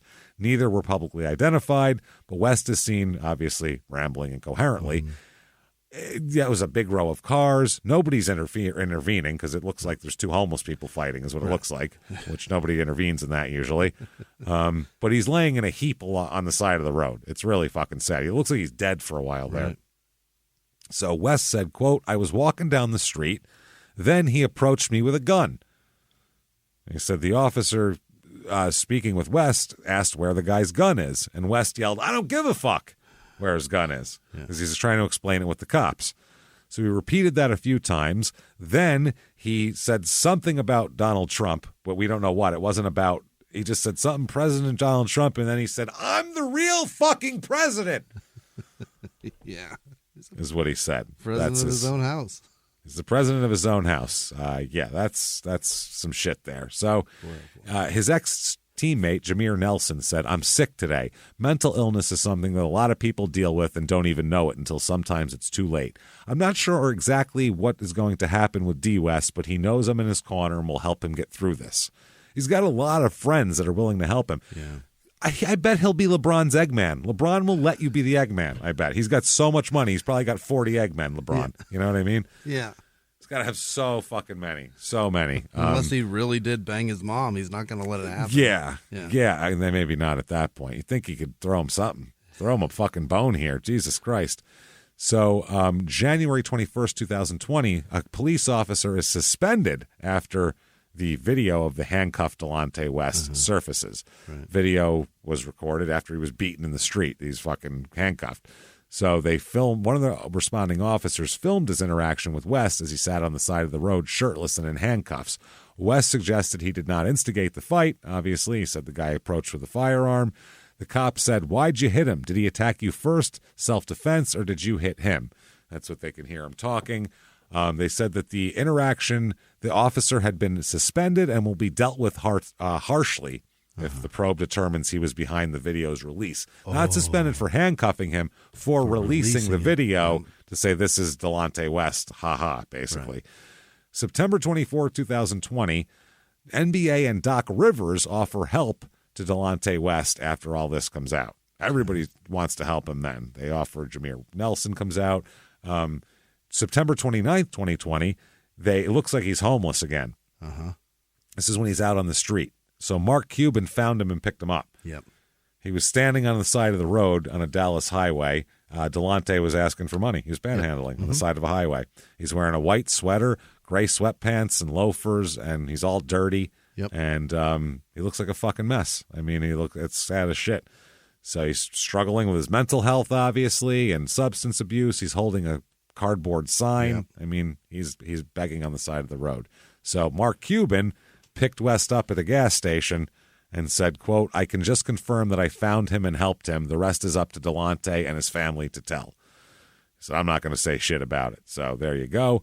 And which is, I mean, he's lucky that most people, Mark Cuban doesn't pull over and help most people, I'm sure. Yeah. So yeah, he picked him up, and a lot of people were happy with Mark Cuban for doing that. So that's nice, obviously.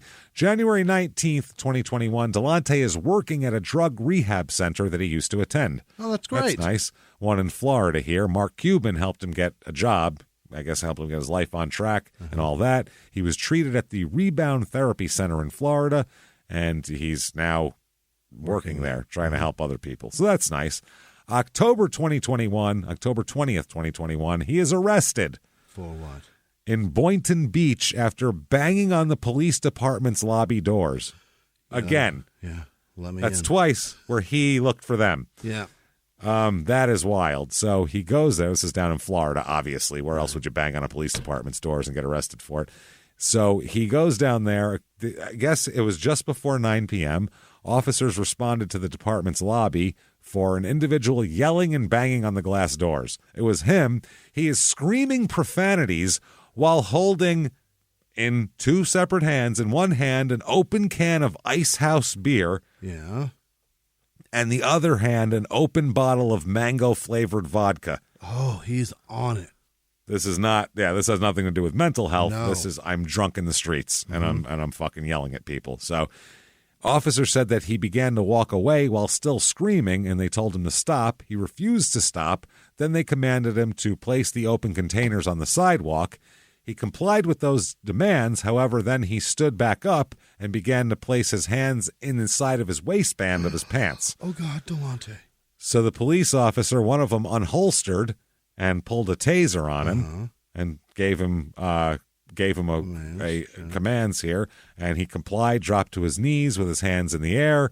And, they said that when they put him in the back of the car, he continued to be belligerent, screaming profanities, and on, quote, obscure rants.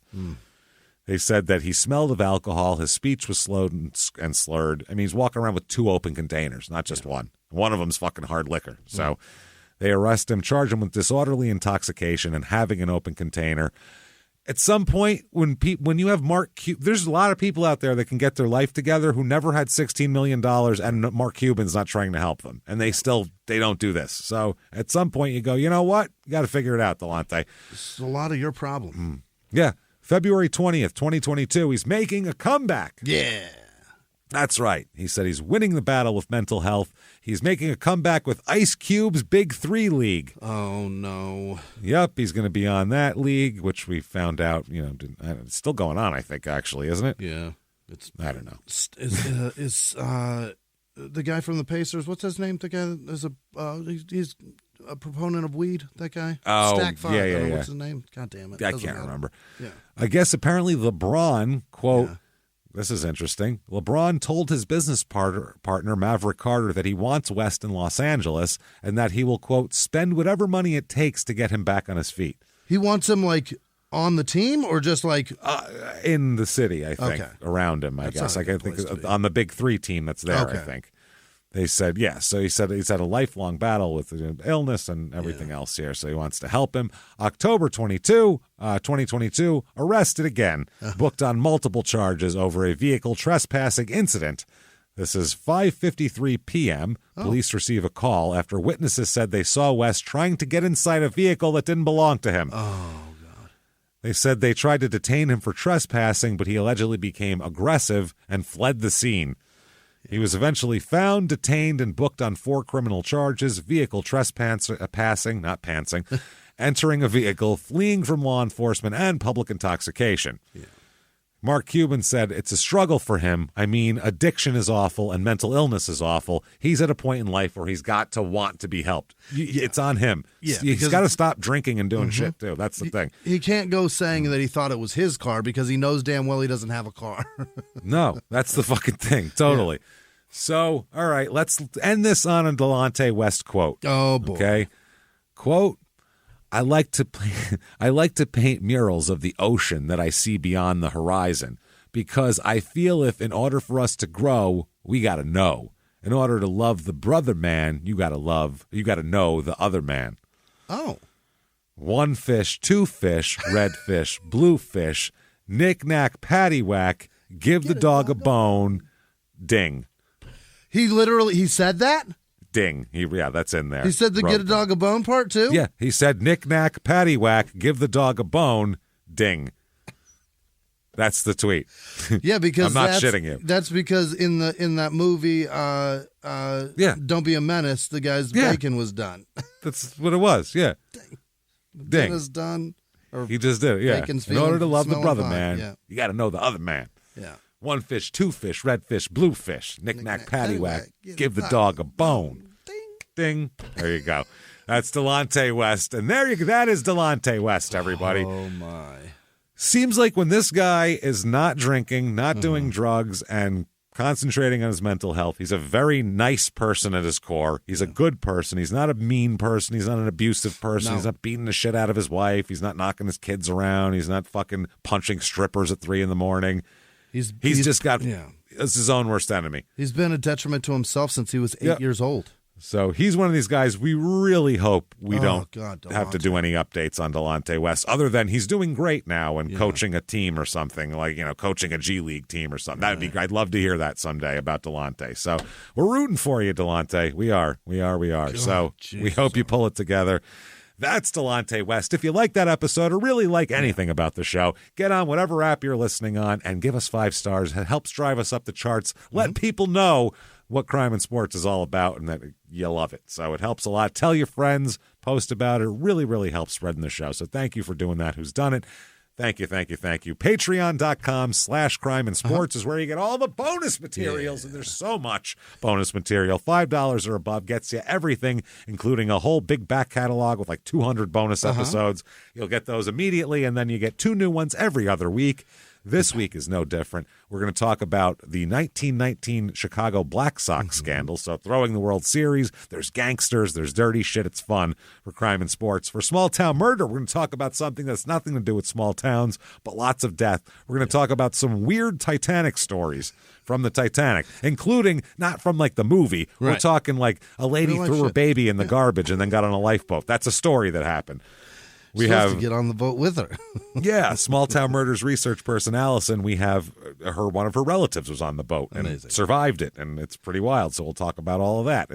We got a lot of stuff and other mysteries of the sea. Yeah. So it's going to be a bunch of weird shit. So that'll be a lot of fun. Patreon.com/crimeandsports, and you get a shout out here coming up in a second. First, you definitely want to follow us on social media. At Crime and Sports on Twitter and Facebook, at Small Town Murder on Instagram, so you can find us all over those different places. Right. And also keep your ears out for Your Stupid Opinions, which is coming very soon. Now, never mind that. We want to hear from you, and I need to hear good things after Delonte here. Jimmie, hit me with the list of the most wonderful fucking people in the world who would never, ever, ever stomp us on the side of a road while we're having a mental breakdown and also drinking vodka. Hit me with them, Jimmie. This week's executive producers are Michael, or maybe Mikhail, or maybe McCall. White, that person. Thank you. Fabulous person. Willis Tanya, or maybe it's Tanya Willis. giving to us both ways, as well as Kyle Norweg. Really hammering it home, Kyle. Thank you. Other producers this week are Mother Jefferson and her lover, Mr. Bentley, Peyton Meadows, Janice Hill, Melissa Meadows, Jax with no last name, Martin Corpse, or maybe Core, I'm not sure, Austin Peterson, Sydney K, Douglas Brophy, Rachel Smith, Jennifer Farrell maybe, Pamela Hall, Elliot Fenton, Krakatoa, I think, Brian Ashley, Evan Folsom, Becca Burke, Dwayne Doer maybe, Sigil, Sigil, Seguil, Samantha Gillen with no wait, that is last name. All right. Jessica Mabry, Donnie Powell, Matt Ridd, I think, Laura Rouse, Emily Miller, Brian with no last name, Clayton DeShong, Shane with no last name, Andrew Reed, Chelsea Cozart, Highland Abe, Adelaide Voss, Nicholas Morgan, Colby Pantaleonis. All right, Pantaleone. Oh, hey, boy. Pantaleone. Okay. That's like it. Joey Pants. Yes, it's Colby Pants. Yeah, Mike Donald, Christy Martell, Derek Shelnut, Scott Combs, Vincent Gigante, Glorification. Vinny the Chin. Yeah, that's Vinny. Glorifica.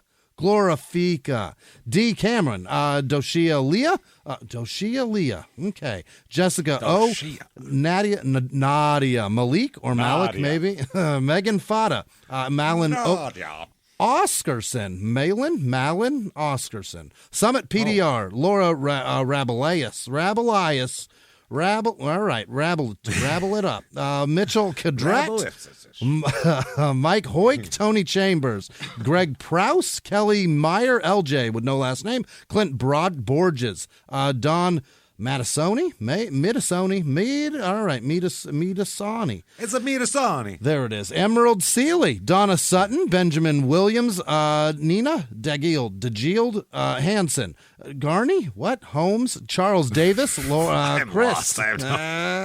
Chris Wooding, Laura Hill, Jeffrey Sensing, John Gilpatrick, Peggy Downing, Shara Spiller, Jessica Turner, Angie C. Marquesa, Washington, Chanel Henry, Samantha Connolly, Julie Kalaboski, Allie Cat, Braden with no last name, Charles with no last name, Angie Wheatley, Jamie Witkowski, Joan with no last name, Danielle Yost maybe, Maya Hammett, Tara Love, Dia Kofelt, Sarah Jane Mueller, what is this? Nana Johnson, Kim with no last name, Ryan Patrill. Patrill. Stephen D. Ethan F. Kira Apple, Dylan with no last name, Jessica Pritchard, Jesse Davis, Cynthia Labonte, Devin Clark, Keith with no last name, Jennifer Soukup, I think it's Soukup, Ariel McFly, Matt Philippus. Okay. Jesse Greenwell, Allie with no last name, Powell Klinger, Shauna Arnold, Jeremiah Spiller, Doc McDoodle, Jimmy Witt, Mia Frederick, Stephanie Kendrick, I know her, Aida Black Hawk. All right. Ninja with no last name, Prism, the car Doctor Anderson, Noah Schumacher, Melanie Carter, Manuel Correa, Nora Poodle, Heather with no last name, Timothy Ronaldo, Kayla Richardson, Colleen Taute LaGrace, Chelsea nice. Rowland, Chris Santos, Ariana Buss, Brittany with no last name, Marino with no last name, Paul Hopkins, Dean Burns, Tony Gio, Kate Swin, Michelle Lindroth, Casey Neverdosky, Constantinos Pappas, Kathy Arendt, I think. Your new stepdaddy.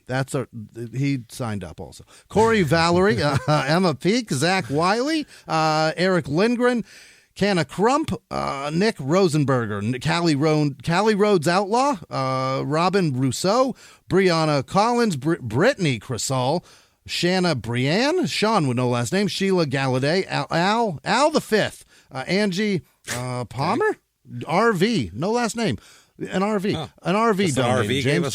Just a Winnebago. Big old RV gave. That's nice. A big holiday. That's awfully nice. George Banfield, Leslie Kazan Walden, Kaz and Waddle, Carlin Osborne, Mrs. Coe, Nicolette Martino, Josh with no last name, Justin Banks, Elizabeth Strader, Emma Beckett, Don Nelson, Andrew Briggs, Cole Younger, and Rimkus. Oh, boy. Deborah Adler, Ryan Ramadan, Sheila Garcia, Kool-Aid, Michael Varadian, Renee Callahan, Jody Fairchild. God damn it, Tiff Nog, Greg 4840, Patrick Holloway, Heidi Brown, Cole Lick, Jonathan Parker. Gary Friedman. Gary, there you are. Samuel Butcher. Daniel Hansman, Charlotte T, Scott Dennis, Justin Pepperado, Nagam Double. Okay. Nagham Dabu. Corey Williams, Molly Hood, nice. Kristen Cianfici, Casey Roeder, Jess Huey, that's what it is. Kylie Goff, maybe? Perhaps it's Goff. Darren Darrow, Donna Violet, William Hawkins, Cassie Strauss, Gabby with no last name, Zoe Belford, Anthony Helmricks, Keith with no last name, Cody Chapin, Beverly Ellis, God damn it, David Allen, Christy Harris, Jesse Jones, and all of our patrons. You're amazing. Thank you so much, everybody. Unreal. You wonderful, crazy, awesome bastards. We fucking love you, you Truly. Glorious sons of bitches. Thank you for being wonderful to us and for making this a fucking awesome business to have and do and everything like that. Thank you so much. And hopefully neither of us will be on the side of the road anytime soon. Fingers crossed. We're hoping. That's we owe it to you. Thank you so much. We're lucky we're not depending on a jump shot because it could be much worse. Anyway, thank you so much for what you do for us. Keep coming back over and over again because we're not going anywhere. No. God damn it! You can't drive us out. Fuck all of you. No. God damn it! Listen to the show. Fuck you and keep listening. That's our slogan here. Fuck you. See you next week. And live from the Crime and Sports Studios. We'll see you next week. Bye.